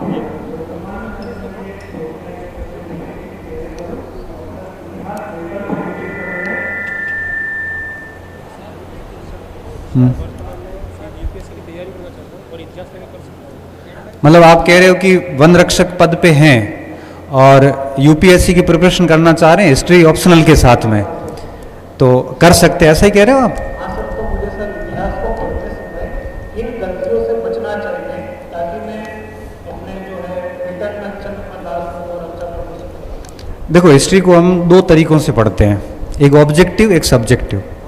ऑब्जेक्टिव तरीकों में हम जनरली क्या करते हैं कि तथ्य रटते हैं, जैसे प्लासी का युद्ध अभी 1757 में हुआ, इसके बीच में हुआ, इसके ये परिणाम रहे, बात खत्म। सब्जेक्टिव तरीका होता है दूसरा, उसमें हम पढ़ते हैं कि प्लासी का युद्ध किन पृष्ठभूमियों में हुआ, क्यों हुआ था, इसके कारण क्या रहे, इसके दीर्घकालिक प्रभाव क्या पड़े। अब जब आईएएस की तैयारी करते हैं तब हमें इन चीज़ों का ध्यान रखना होता है कि हमें हर घटना के कारण, परिणाम, प्रभाव, ये सब विश्लेषण करने हैं, इसको मन से ही लेना। जैसे अब मैं बताऊं, 2009 में मैं जब आईएएस देने गया, 9 था या 10 था, 10 का मेंस था, तो प्रश्न क्या आया सुनो, कि तराइन के मैदान में जो युद्ध हुए वो तराइन में ही क्यों हुए, मतलब तराइन की क्या खास बातें थी कि वहां पे पहला, दूसरा और तीसरा, तराइन में भी 3 युद्ध हुए, एक 1215 में और हुआ था इल्तुतमिश और यल्दौज के बीच में, 2 तो पृथ्वीराज चौहान के थे, एक तीसरा और था, कि तराइन में ही 3 युद्ध क्यों हुए। जबकि बच्चे कैसे याद करते जाते कि तराइन के तीनों युद्ध कब हुए और किसके बीच में हुए। प्रश्न क्या आया कि तराइन में ही क्यों हुए। अब बता दो, वहाँ पे भौतिक स्थितियाँ, जलवायु की स्थितियाँ, धातु उद्योगों का होना करना, मतलब यूपीएससी की जब तैयारी करते हो तो फैक्ट कम, विश्लेषण ज़्यादा। खुद से प्रश्न करके पूछिए पानीपत में क्यों हुए। इस तरह से प्रश्नों को आप खुद से प्रश्न बना के दिमाग से सेट करिए, उनके विश्लेषण खुद से करिए, मतलब तथ्यों में पढ़ने की बजाय अवधारणाओं को समझिए। आप यूपीएससी में हिस्ट्री सब्जेक्ट कभी धोखा नहीं करता। मैपिंग के साथ देखिए, महाजनपद काल पढ़ रहे हो तो ये देखो कि महाजनपदों की राजधानी कौन सी है, उसके साथ साथ पढ़ोगे उनकी संस्कृति कैसी थी, उनकी शासन व्यवस्थाएं कैसी थी, उनकी अर्थव्यवस्था कैसी थी, आहत सिखों का चलन कैसे हुआ, नगरीकरण क्यों हुआ, ये बातें पढ़ोगे तो दिक्कत नहीं आएगी। सर आप पिछले कई सालों से इतिहास को पढ़ा रहे हैं, समझ रहे हैं, तो सर आपने इतिहास को इतने टाइम से पढ़ा है, तो इतिहास से आपने क्या चीज़ें सीखी हैं और हमको क्या सीखना चाहिए कि हमारे जीवन में आमूलचूल परिवर्तन ला सके, समाज में परिवर्तन ला सके, और आपने अपने जीवन में कौन सा वांछित परिवर्तन जो आपने इतिहास से भी सीखा है? देखो, इतिहास को अगर मैं क्रेडिट दूं तो 2 चीज़ें इतिहास की मुझे बड़ी अच्छी लगती हैं। हमारे समाज में जब बच्चा जन्म लेता है और उसके लगभग 6, 7, 8 महीने बाद थोड़ी सी समझ जब आती है ना, तो हम सबसे पहले उसको पीढ़ी याद करवाते हैं। पिताजी का नाम क्या है, उसका नाम क्या है, दादाजी कौन थे, परदादा, जैसे 5-7 पीढ़ी याद करवाते हैं, पूरी फैमिली ट्री उसको पकड़वाते हैं। क्योंकि किसी भी व्यक्ति को अपने इतिहास का गौरव और ज्ञान होना बहुत ज़रूरी होता है। तो एक तो मुझे इतिहास से ये सीखा कि हम हमारे बारे में जानते हैं कि हमारा उत्थान कैसे हुआ, हम कहाँ से आए हैं, कैसे आए हैं, एक ये चीज़ पड़ती है। दूसरा सबसे बड़ा चीज़ वो होती है कि हिस्ट्री में जो कुछ गलतियाँ हुई है हम उनसे बहुत सीखते हैं कि भविष्य में ऐसा नहीं करना है। जैसे हम हमेशा से विखंडित रहे हैं, आपस में लड़े हैं, मुझे लगता है कि हमें हमेशा सद्भावना में रहना चाहिए, लड़ना नहीं चाहिए। हम हमेशा से अगर अपन देखें तो काफ़ी पाखंड, अविश्वास और इन चीज़ों में रहे थे, हमें आगे वो नहीं करना है। इतिहास ने हमें कमियों से अवगत करवाया कि हमारी मनुष्य की कमियां क्या रही है, और हम आगे ये प्रयास करते हैं कि वो कमियां हमारे में कभी रिपीट ना हो। इसलिए ये चीज़ें सिखाती हैं। बाकी इतिहास तो एक अपने आप में हमारे लिए ज़िंदगी है, नहीं पढ़ते हैं ना तो ऐसा लगता है जैसे जीवन खत्म हो गया है। हर बार एक नई किताब लाते हैं और उसको पढ़ते हैं, बड़ा अच्छा लगता है। मैं तो इतिहास में जीता हूँ। 1857 की क्रांति खोलता हूँ तो लगता है जैसे मैं खुद क्रांति में लड़ रहा हूँ। जब अशोक मौर्य को पढ़ता हूँ तब लगता है कि मैं ही दम शुरू कर रहा हूँ, किस तरह से घोड़ा जा रहा है। सच बता रहा हूँ, मैं ऐसे है ना उसके अंदर इमेजिनेशंस करता हूँ और मुझे बड़ा आनंद आता है उसमें। और बच्चों को मैं कहता हूँ कि आप इसी तरह से सब्जेक्ट को जीने की कोशिश करिए, बड़ा अच्छा लगेगा। कहीं पे भी बैठते हैं तो बात भारी हो जाती है आपकी, आप कहीं चार विद्वानों के बीच में बैठे हैं और आप बात करते करते दो उदाहरण दे देते हैं ना इतिहास के, तो आपका एक अलग ऑरा आ जाता है सबके सामने, सब आपको विशिष्ट मानने लग जाते हैं। और हम ऐसा करते हैं भी, ऐसी बात आ भी जाती है। तो हिस्ट्री जो है वो अपने आप में, मैं बताऊं, भारत के जितने भी बड़े बड़े मैथमेटिशियन वगैरह हो गए, सब ने लास्ट में इतिहास पढ़ा। डी कौशाम्बी से लेकर भंडारकर साहब से लेकर सब ने हिस्ट्री पढ़ी। हिस्ट्री वो रस है जिसको सब लेना चाहते, सब जीना चाहते हैं। और कोई कंपटीशन से जुड़ा कोई प्रश्न हो बच्चों? काफ़ी टाइम हो गया सर, मेरे साथ लगता है। थक गए हैं? नहीं थके? हाँ हाँ बोलो। मैं आपके पास आके मिलना चाहता हूँ, बहुत इच्छा है। तो क्लास के, इसके क्लास क्या है इसके बाद हमारे दिमाग में क्लास ही रहती है कार्यक्रम के बाद बेटा मैं थोड़ी देर यही हूँ, मिल लेंगे, ठीक है। और ये बच्चियों से कोई प्रश्न कर रही थी। हाँ बेटा तुम बोल दे, माइक पहुंचा दो थोड़ा इधर। संख्या ज़्यादा है तो मैं 2-3 प्रश्न और लूंगा, ज़्यादा नहीं लेगा। हाँ, क्योंकि बच्चे प्रश्न कर लें तो ज़्यादा सही है। हाँ। क्या बात है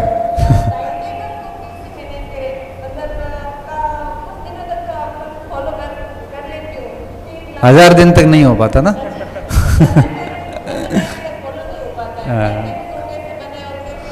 देखो सही बताऊं तो मैंने कभी जीवन में टाइम टेबल बनाया नहीं, पहली बात तो ये।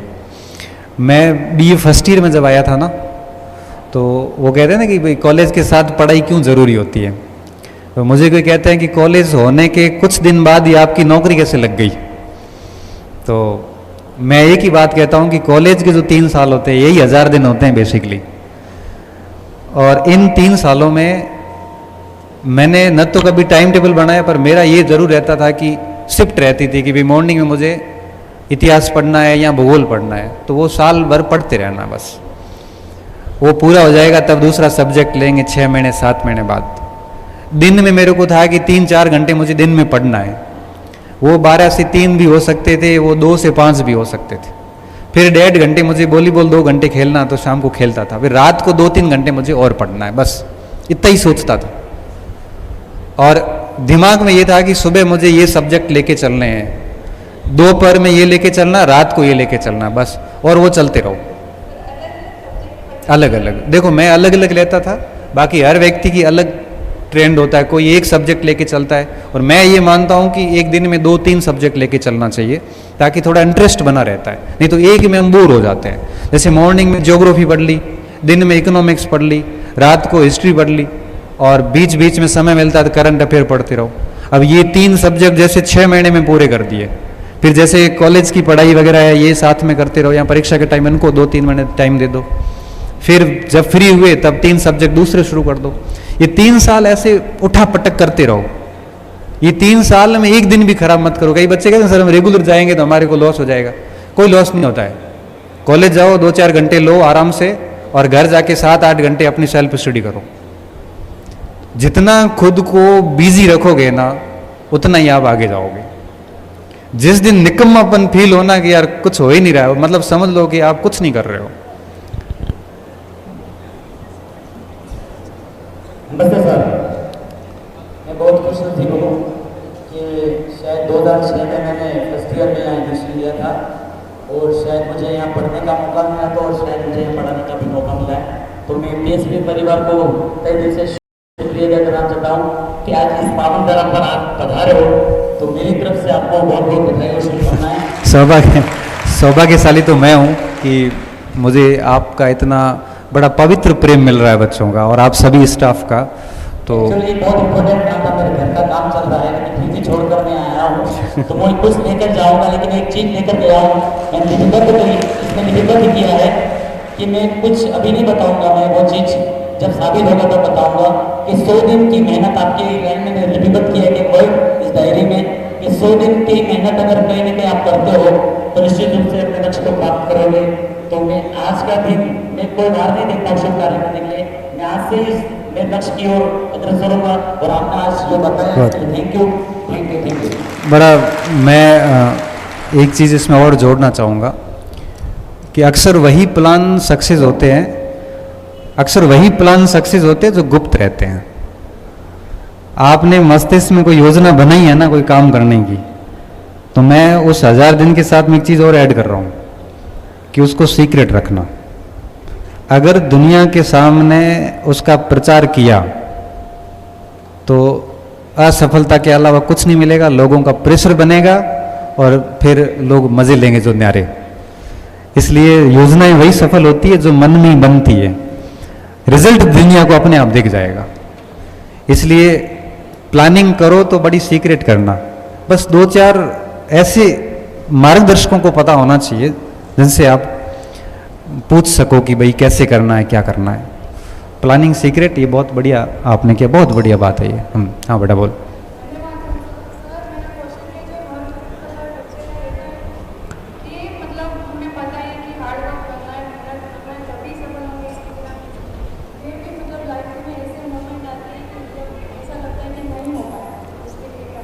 देखो इस दुनिया में कोई ऐसा स्टूडेंट नहीं है जिसके दिमाग में अप्स डाउन नहीं आते। देखो दोनों मोमेंट आते हैं और ये आने चाहिए। अगर कंटिन्यू आप हाई रहते हैं कि भाई हाँ सब हो रहा है तो आप ओवर कॉन्फिडेंट हो जाएंगे, कंटिन्यू लो रहते हैं तो अंडर कॉन्फिडेंट हो जाएंगे। सबसे बढ़िया ये होता है कि पढ़ते पढ़ते जब फीलिंग्स ये आने लगे, और ये 7-8 दिन में एक बार आई जाती है कि ऐसे लगने लगता है कि कुछ नहीं होगा। मैं तैयारी कर रहा था तो मेरे साथ मैंने कहा ना उस ग्रुप में हमारे रघुनाथ विष्णु ही था सबसे हेड। तो मैं 4थे-5वें दिन रघुनाथ को बोल रहा, रघुनाथ यार एक बात बता, हाँ तेरे को लग रहा है कि मेरा सिलेक्शन हो जाएगा? स्टार्टिंग में तो वो कहता था हो जाएगा तेरा, ऐसे हंसते कहता था, तो हंसते हंसते कहता था, मेरे को लगता था ये मजाक कर रहा है यार, ऐसे तो नहीं होगा। कुछ दिन बाद में एक से बोला कि यार देख तू ऐसे पूछता रहेगा ना तो तेरा नहीं होगा। तो मैं सही सी बता करना क्या, बस मैं कह रहा हूँ ना पढ़ता जा सिलेक्शन हो जाएगा। फिर दोस्तों से थोड़ी बात की, लेकिन दोस्तों से बात करने से ये चिंता खत्म नहीं होती है। लेकिन जैसे ये चिंता आती थी उस दिन मैं क्या करता था, मैं मेरी बताता हूँ। मैं जो टॉपिक पढ़े हैं उनके पेपर्स वगैरह लिए, या कोई पुराना इंटरव्यू पढ़ लिया किसी का इंटरव्यू सुन लिया यूपीएससी का, या किसी का प्रोफेसर बने हैं, यूट्यूब पे खूब सारे आते हैं, वो इंटरव्यू सुन लिया या पुराने प्रश्न किए, तब लगता था कि यार ये चीज़ें की जा सकती है। और वापस कहते हैं ना वो थोड़ी देर बाद में चीज़ें ठीक हो जाती, फिर 5-6 दिन बढ़िया पढ़ाई होती, फिर डाउन आता है, डाउन आते फिर वो चीज़ें वापस कुछ इंटरव्यू सुन लिए। अब जैसे आपको डाउन फील होने में लगा, आपने जैसे मुझे सुना, तो आपको लगेगा यार ये कितने साधारण व्यक्ति, इनका हो सकता है तो मेरा क्यों नहीं हो सकता है, मैं भी ऐसे ही करती हूँ। तो वो क्या होता है कि वो थोड़ी देर के लिए भाव आते हैं और वो भाव अपने आप बदल जाते हैं। वो हार्मोन्स होते हैं बेसिकली। आप अच्छा सोचते हैं तो अच्छे हार्मोन रिलीज होते हैं, बुरा सोचेंगे तो बुरे हार्मोन रिलीज होंगे। वो कहते हैं सैड सॉन्ग सुनोगे तो आप सैड हो जाओगे। जैसे ही वो डांस वाला सॉन्ग आते 2 मिनट में व्यक्ति थिरकने लगता है। वो जैसे चीज़ें सुनता है ना, जैसे वैसे उसके हार्मोन रिलीज होते हैं, वैसे ही वो प्रदर्शन करना शुरू करता है। तो ये चीज़ें चलनी चाहिए। जब जस्ट डाउन आता है उस समय थोड़ा सा वो चीज़ें पढ़ो या सुनो जो आपको ठीक महसूस करती है। मैं आपको एक छोटी सी बात और बताऊं, 2006-7 में मैंने तैयारी शुरू करी थी, तो उस समय मेरे पास में नेट जैसी कोई एक्सेस नहीं थी। तो 6 दिन पढ़ने के बाद मैं हर दिन जो पोर्शन पॉइंट हमें नहीं आते थे वो हम बुकलेट में नोट करके, संडे को हम साइबर कैफ़े जाते थे। साइबर कैफ़े में 1 घंटे के 10 रुपये में आपको 1 घंटे इंटरनेट यूज़ करने दिया जाता था। 1 घंटे वहाँ साइबर कैफ़े पे बैठ के वो सारे पॉइंट्स वहाँ से गूगल में सर्च करके और हमारी सारी जो भी कन्फ्यूज़न थे वो क्लियर करके फिर वापस कर आते थे। तो 5-6 दिन पढ़ने के बाद जब डाउन फील होता था तब हम इस तरह से भी करते थे। तो ये भी एक तरीके से क्या होता था, बेसिक्स अच्छे होते थे, मन में रहता था कि हम पढ़ाई कर रहे हैं। तो ये चीज़ें होती हैं तो उसको इस तरह से आउटकम किया जा सकता है।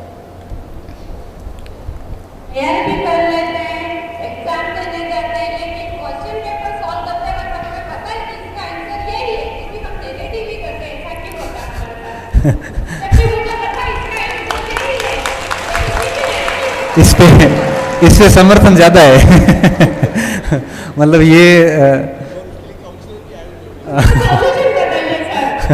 देखो मैं आपको एक बात बताता हूँ, बैठो आप। ये जो आप बता रहे हैं ना, ये गलती 2 लेवल पे होती है।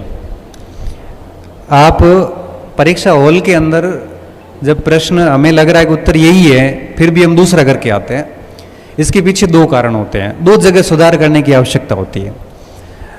पहला ड्यूरिंग प्रिपरेशन, तैयारी के दौरान, और दूसरा परीक्षा हॉल के दौरान। तैयारी के दौरान हमें दो तीन चीज़ें ध्यान रखनी होती हैं, तब दिक्कत नहीं आती है। जैसे मटेरियल हमेशा सीमित रखो। अगर आपने एक ही विषय वस्तु की तीन तीन किताबें पढ़ ली तो अब लास्ट में उसको कलेक्ट कर नहीं पाओगे, परीक्षा में हर प्रश्न में आपको दो दो उत्तर नजर आएंगे। जितना मटेरियल सीमित होगा उतनी एक्यूरेसी शानदार होगी। पहली गलती हम ये करते हैं कि हम किताबें इकट्ठी कर लेते हैं। दूसरी बात, मटेरियल सीमित होने के बाद में उसको अगर 6-7 बार कंटिन्यूसली बार बार उसको रिवीजन करते हैं तो तथ्य ऐसे याद होते हैं कि हमें पता रहता है कि किताब के किस भाग में लिखा हुआ है। मजाल है कि वो प्रश्न गलत हो जाए बाद में। दूसरी बात और तीसरी बात, अब मटेरियल सीमित है, बार बार रिवीजन हो गया, अब उसका करो अभ्यास। अभ्यास अगर नहीं किया तो पैराग्राफ पढ़ा हुआ है मगर पैराग्राफ से प्रश्न कैसे आता है ये आपको पता नहीं, और प्रश्न आ गया अब वहां आप उलझ गए। क्योंकि जैसे मैं आपको अपन एक गद्यांश आता था, आपको पता होगा, पठित और अपठित गद्यांश। गद्यांश को पढ़ने के बाद जब हम सवाल पढ़ते थे उसके बाद आपको पता वापस गद्यांश पढ़ना पड़ता था, क्योंकि गद्यांश पढ़ लिया फिर सवाल पढ़ने के बाद याद आता था यार गद्यांश को वापस देखना पड़ेगा। क्यों? क्योंकि जब गद्यांश पढ़ा था उस समय मैंने ये नहीं सोचा कि इसमें सवाल कैसा आता है, लेकिन सवाल जब पढ़े तब पता चला कि अब हमें गद्यांश को पढ़ना है, क्योंकि अब हमें देखना है कि इसमें सवाल कैसे आता है। इसलिए कहते हैं कि जब आप एक बार थियरी पूरी कर लेते हो उसके बाद उसका पूरा सांगो पांग, राजस्थानी में कहते हैं ना, वैसे पूरा अभ्यास करो। एक बार अभ्यास करने के बाद वापस उस कंटेंट को पढ़ो, आपका पढ़ने का दृष्टिकोण बदल जाएगा। एक तो ये काम करने की आवश्यकता है, और बच्चे यही गलती करते हैं, फिर दोष देते हैं एग्जाम हॉल में। दोष हॉल का नहीं है। मैं आपसे पूछूं कि भारत की राजधानी कहाँ है, आप बड़ी खुशी खुशी कहोगे सर नई दिल्ली। क्यों? इसको इतना पढ़ा है कि याद है, इसमें कन्फ्यूजन की कोई गुंजाइश नहीं है। लेकिन मगर ये आपको मैं कहूँ ना कि भारत की राजधानी दिल्ली होने से पहले कलकत्ता थी। कलकत्ता किसने स्थापित की थी? जोर आ जाएगा उत्तर देने में। क्यों? पढ़ा नहीं है। इसलिए मैं ये कहता हूँ कि दो चीज़ों पे काम करिए। अगर आप चाहो कि भाई आपको आता हुआ गलत नहीं हो तो मटेरियल सीमित रखें, बार बार रिवीजन करें और भरपूर अभ्यास करें, और फिर देखना एग्जाम हॉल के अंदर जाओ, प्रश्न को हिंदी और इंग्लिश दोनों में पढ़ो, एक एक ऑप्शन को एलिमिनेट करो, फिर देखना आपका 5-7% से ज़्यादा खराबी नहीं होगी। और ये सिलेक्शन है, और ये बहुत ज़रूरी होता है, क्योंकि ये आज की तारीख में सबसे बड़ी समस्या पता क्या है? एक स्टूडेंट की रूम में एक गाइड है, एक किताब है, कोचिंग के नोट्स है और कुछ और भी सामग्री है। अब 4 में से वो पढ़े क्या? अब वो सब रायता फैल गया है, आधा अधूरा हो गया है, अब याद कुछ है नहीं, पढ़ा हुआ सब है, परीक्षा में चले गए, आ रहे हैं, एक्यूरेट नहीं आ रहे हैं। ईगो पे ले लेता व्यक्ति, पढ़ा हुआ है छोड़ सकता नहीं और फेल हो जाता है। बस इसके अलावा कुछ नहीं करना होता है, यही ध्यान रखना है इसमें। तो बात खत्म करें अब? हाँ बोल दे, खड़ी हुई तो बोल दे।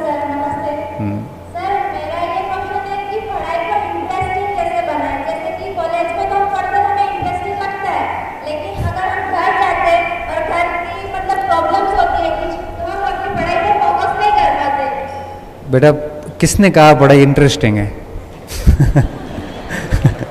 सबसे बोरिंग काम है ये। सबसे बोरिंग काम है पढ़ाई, क्योंकि आप वो चीज़ें याद कर रहे हैं जो आपने देखी नहीं है, आप वो पढ़ रहे हैं जो आप उस जीवन से गुजरे नहीं है। पढ़ाई इंटरेस्टिंग है नहीं, मगर जब आपको लगे कि पढ़ाई बहुत बोरिंग है, खराब है, उस समय आप ये सोचना है कि अगर नौकरी वोकरी नहीं लगे तो क्या होगा, तब मजबूरी से पढ़ाई अच्छी लगने लग जाएगी।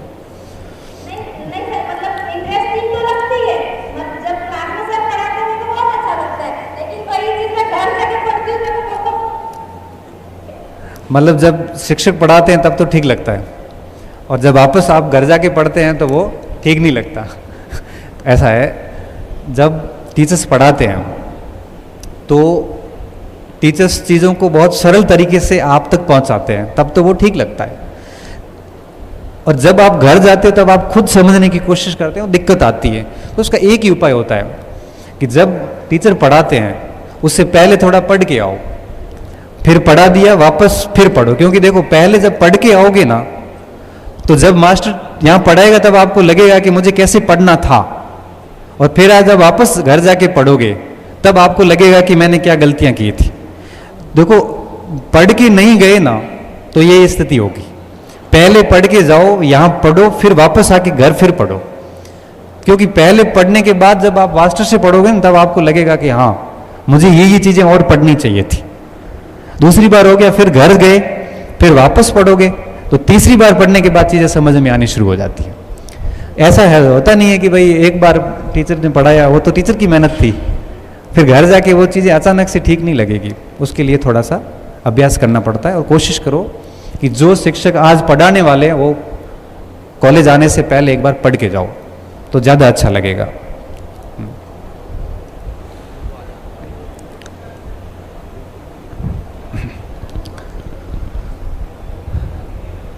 नमस्कार सर। सर मेरा प्रश्न नॉर्मलाइजेशन पर है। मैंने पशु परिचारक और सीटी का एग्जाम दिया तो मेरी फर्स्ट शिफ्ट थी, तो मेरे क्या पशु परिचारक में 9 नंबर कटे और सीटी में 8 नंबर कटे।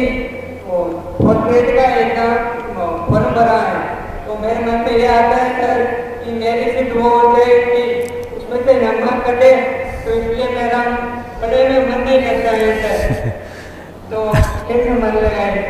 देखो ऐसा है, नॉर्मलाइजेशन की प्रक्रिया का हमने विरोध भी किया था, और इसके विरोध का असर ये हुआ कि गवर्नमेंट ने ये भी कहा कि आगे जो परीक्षाएं हैं उनमें हम पुराने पैटर्न को चेंज करेंगे और बहुत एक्यूरेट आंकड़े जारी करने की कोशिश करेंगे। और इन्होंने कहा कि आगे हमारा नॉर्मलाइजेशन ±3-4 नंबर तक ही रहेगा। तो जो पशु परिचर में हो चुका है ये आगे होगा नहीं, ये आप निश्चिंत रहिए। और बाकी थोड़ा पॉजिटिव सोचिए, क्योंकि हर बार बुरा नहीं होता, अच्छा ही होगा। क्योंकि कुछ चीज़ें अपने हाथ में नहीं होती। नॉर्मलाइजेशन जैसी ये सरकारी प्रक्रियाएं हैं, इनको अपन दूर नहीं कर सकते, मगर आगे इन्होंने आश्वासन दिया है कि आगे ऐसा नहीं होगा। तो आप बिल्कुल आश्वस्त रहिए और तैयारी करते रहिए, ठीक है। सर नमस्ते। हाँ बोलिए। मैं सदैव की 2017 से 21 तक इस कॉलेज का पूर्व छात्र रह चुका हूँ। मेरा क्वेश्चन सर आपसे ये है कि अपन सेल्फ मोटिवेट कैसे रह सकते हैं? सेल्फ मोटिवेट, हाँ सर मेरा कहना ये है कि अपन कहते क्या है और होता कुछ और है। मतलब आप कहना चाह रहे हैं कि सेल्फ मोटिवेटेड कैसे रहे, है ना। हाँ देखो होता क्या है, जब व्यक्ति का जीवन अनियमित होता है ना तो मोटिवेशन डाउन हो जाता है। मैं ये मानता हूँ, जैसे मैं मेरा एग्जांपल देता हूँ कि मुझे पता है कि मुझे सुबह 6 बजे उठना है, 6 से 8 मुझे पढ़ना है, 9 बजे मुझे क्लास लेनी है, 9 से 12 क्लास लेनी है, 1 बजे वहाँ जाना है। सुबह से लेके शाम तक इतना दौड़ते हैं कि मोटिवेशन अपने आप आ जाता है। जिस दिन आप नियमित काम नहीं कर रहे हैं तब आपका मोटिवेशन डाउन हो जाता है। तो कोशिश करिए कि आपका सुबह से शाम तक एक काम नियमित हो। बस आपको पता होना चाहिए कि मुझे मॉर्निंग में 3-4 घंटे पढ़ना है, दिन में ये करना है, शाम को ये करना। आपका शेड्यूल अगर फिक्स होगा तो कभी भी डीमोटिवेशन नहीं आएगा।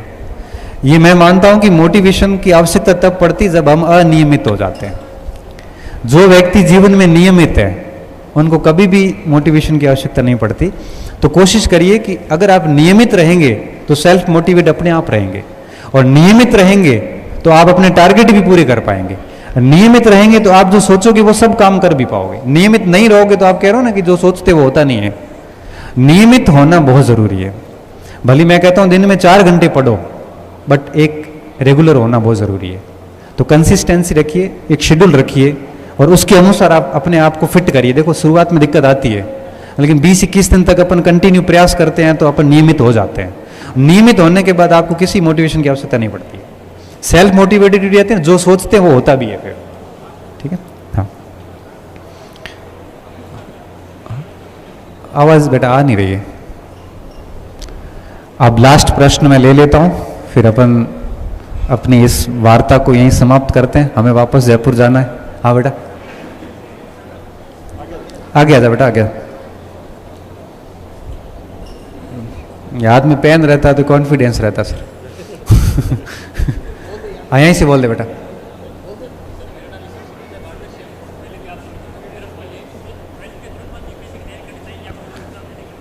ट्वेल्थ के तुरंत बाद यूपीएससी की करनी चाहिए या एग्ज़ाम देने के बाद करनी चाहिए?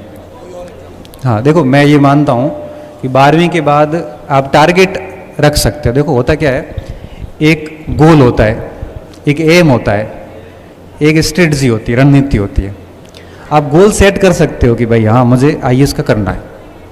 12वीं के बाद आप 3 साल तक यूपीएससी के अकॉर्डिंग ढंग से तैयारी कर सकते हैं।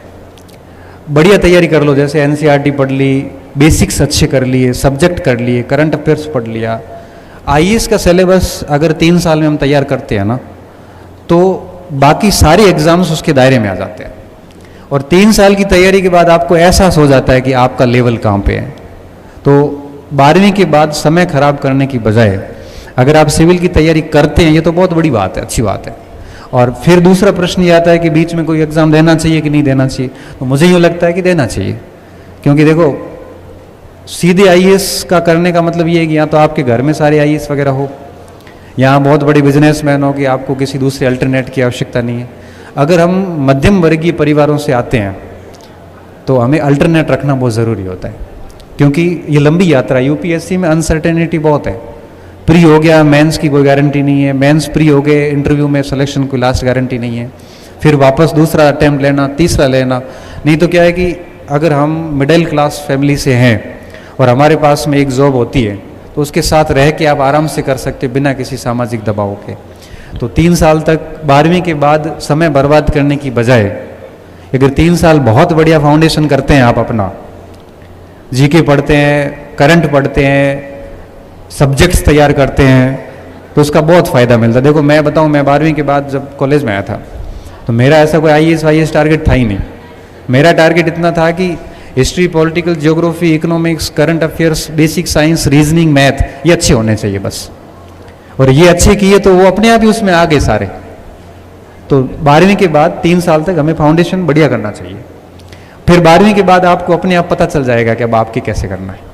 तो फाउंडेशन पे काम करना जरूरी है। अरे तो बच्चे 2-3 साल बिगाड़ देते हैं यूं ही, 3 साल धक्के खा खा के बिगाड़ देते हैं, वो 1000 दिन वही थे। तो बेहतर तो ये है कि कुछ तो सीखते वहां पे, 2 सब्जेक्ट ही अच्छे कर लेते, जीवन सेट हो जाता। तो ये करना चाहिए। हाँ बाद में मिल लेना, कोई नहीं, ठीक ठीक। हाँ और ये कर लेंगे बस। हाँ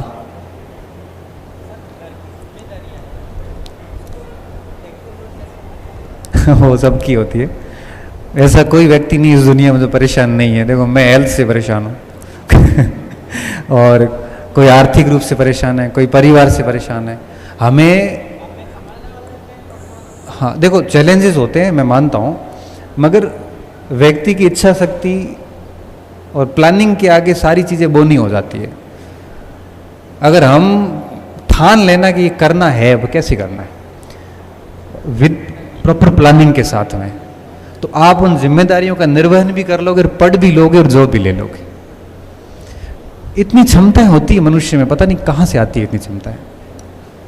बस अंदर से होना चाहिए कि मैं कर लूँगा ये। अरे मेरे पास ऐसी सी महिलाएं आती हैं, कई बार 2 बच्चे हैं, पति महोदय शराब पी के पड़े रहते हैं, उनके अफीम के लिए चाय अलग से बनानी पड़ती है।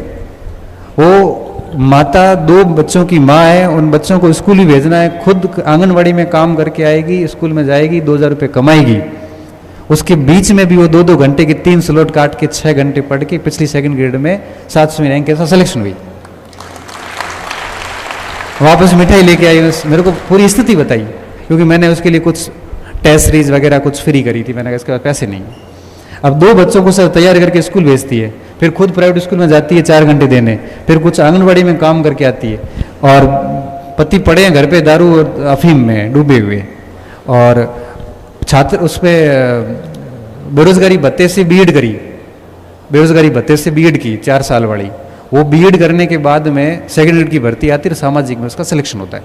अभी संस्कृत में उसका सिलेक्शन हो रखा डबल में, अब और उससे पहले हुआ, फिर ये बाद में परीक्षा हुई, इसमें भी हुआ, और अब उसको आगे वो 1st ग्रेड की तैयारी कर रही है। जबकि घर की स्थिति बिल्कुल उसके फेवर में नहीं है। आप सोचो कि जब ये हुआ जा सकता है तो हम भी उसको मैनेज कर सकते हैं। ये आपके ऊपर है कि आप उसको कैसे मैनेज करते हैं, क्योंकि आपकी स्थितियाँ आपसे बेहतर कोई नहीं जानता। तो पूरे कॉलेज परिवार का मैं दिल से धन्यवाद देता हूँ कि आपने मुझे आमंत्रित किया, और आप सभी बच्चों को बहुत बहुत शुभकामनाएं। खूब सारा पढ़िए, आगे परीक्षाएं हैं, पटवारी, ग्राम सेवक, एलडीसी वगैरह। आपकी रेंज में जो भी परीक्षा आती है उस परीक्षा को लेके आज से ही उस पर काम शुरू करें, खूब सारी मेहनत करें। इस दरमियान हमारी कहीं भी ज़रूरत पड़ती है तो हमें याद करें। हालांकि पर्सनल हम जवाब नहीं दे पाते, लेकिन यूट्यूब के माध्यम से काफ़ी सारी चीज़ें हम क्लियर कर चुके हैं ऑलरेडी। तो कहीं पे भी आवश्यकता हो तो हमें याद करें, हम कोशिश करेंगे कि आपकी समस्या का समाधान करें। इस क्षेत्र में आके आपका प्यार और ये जो स्नेह जिस लेवल का मिला है, इसको पाके मैं वाकई में अभिभूत हूँ, और एक शिक्षक के लिए इससे बड़े गर्व की कोई बात नहीं हो सकती। और भविष्य में चाहूँगा कि आप में से कोई स्टूडेंट आए और कहें कि सर 20 जून को कार्यक्रम था, हमने सुना था, उसके बाद हमने बहुत अच्छी तैयारी की, मेरा सर सिलेक्शन हुआ है और हम आपको मिठाई खिलाना चाहते हैं। तो आपकी मिठाई आएगी इन शब्दों के साथ, तो मेरा आना यहाँ सफल हो जाएगा और आपका यहाँ 2-2.5 घंटे बैठना सफल हो जाएगा। ये चीज़ ये मांग के मैं वागड़ की दरा से वापस जयपुर की तरफ निकलूँगा। जयपुर से मुझे आगे वापस बाड़मेर निकलना है, तो इतना दोगे आप मुझे, ऐसी मुझे उम्मीद है। बहुत बहुत धन्यवाद पूरे कॉलेज परिवार का, बच्चों का बहुत बहुत धन्यवाद।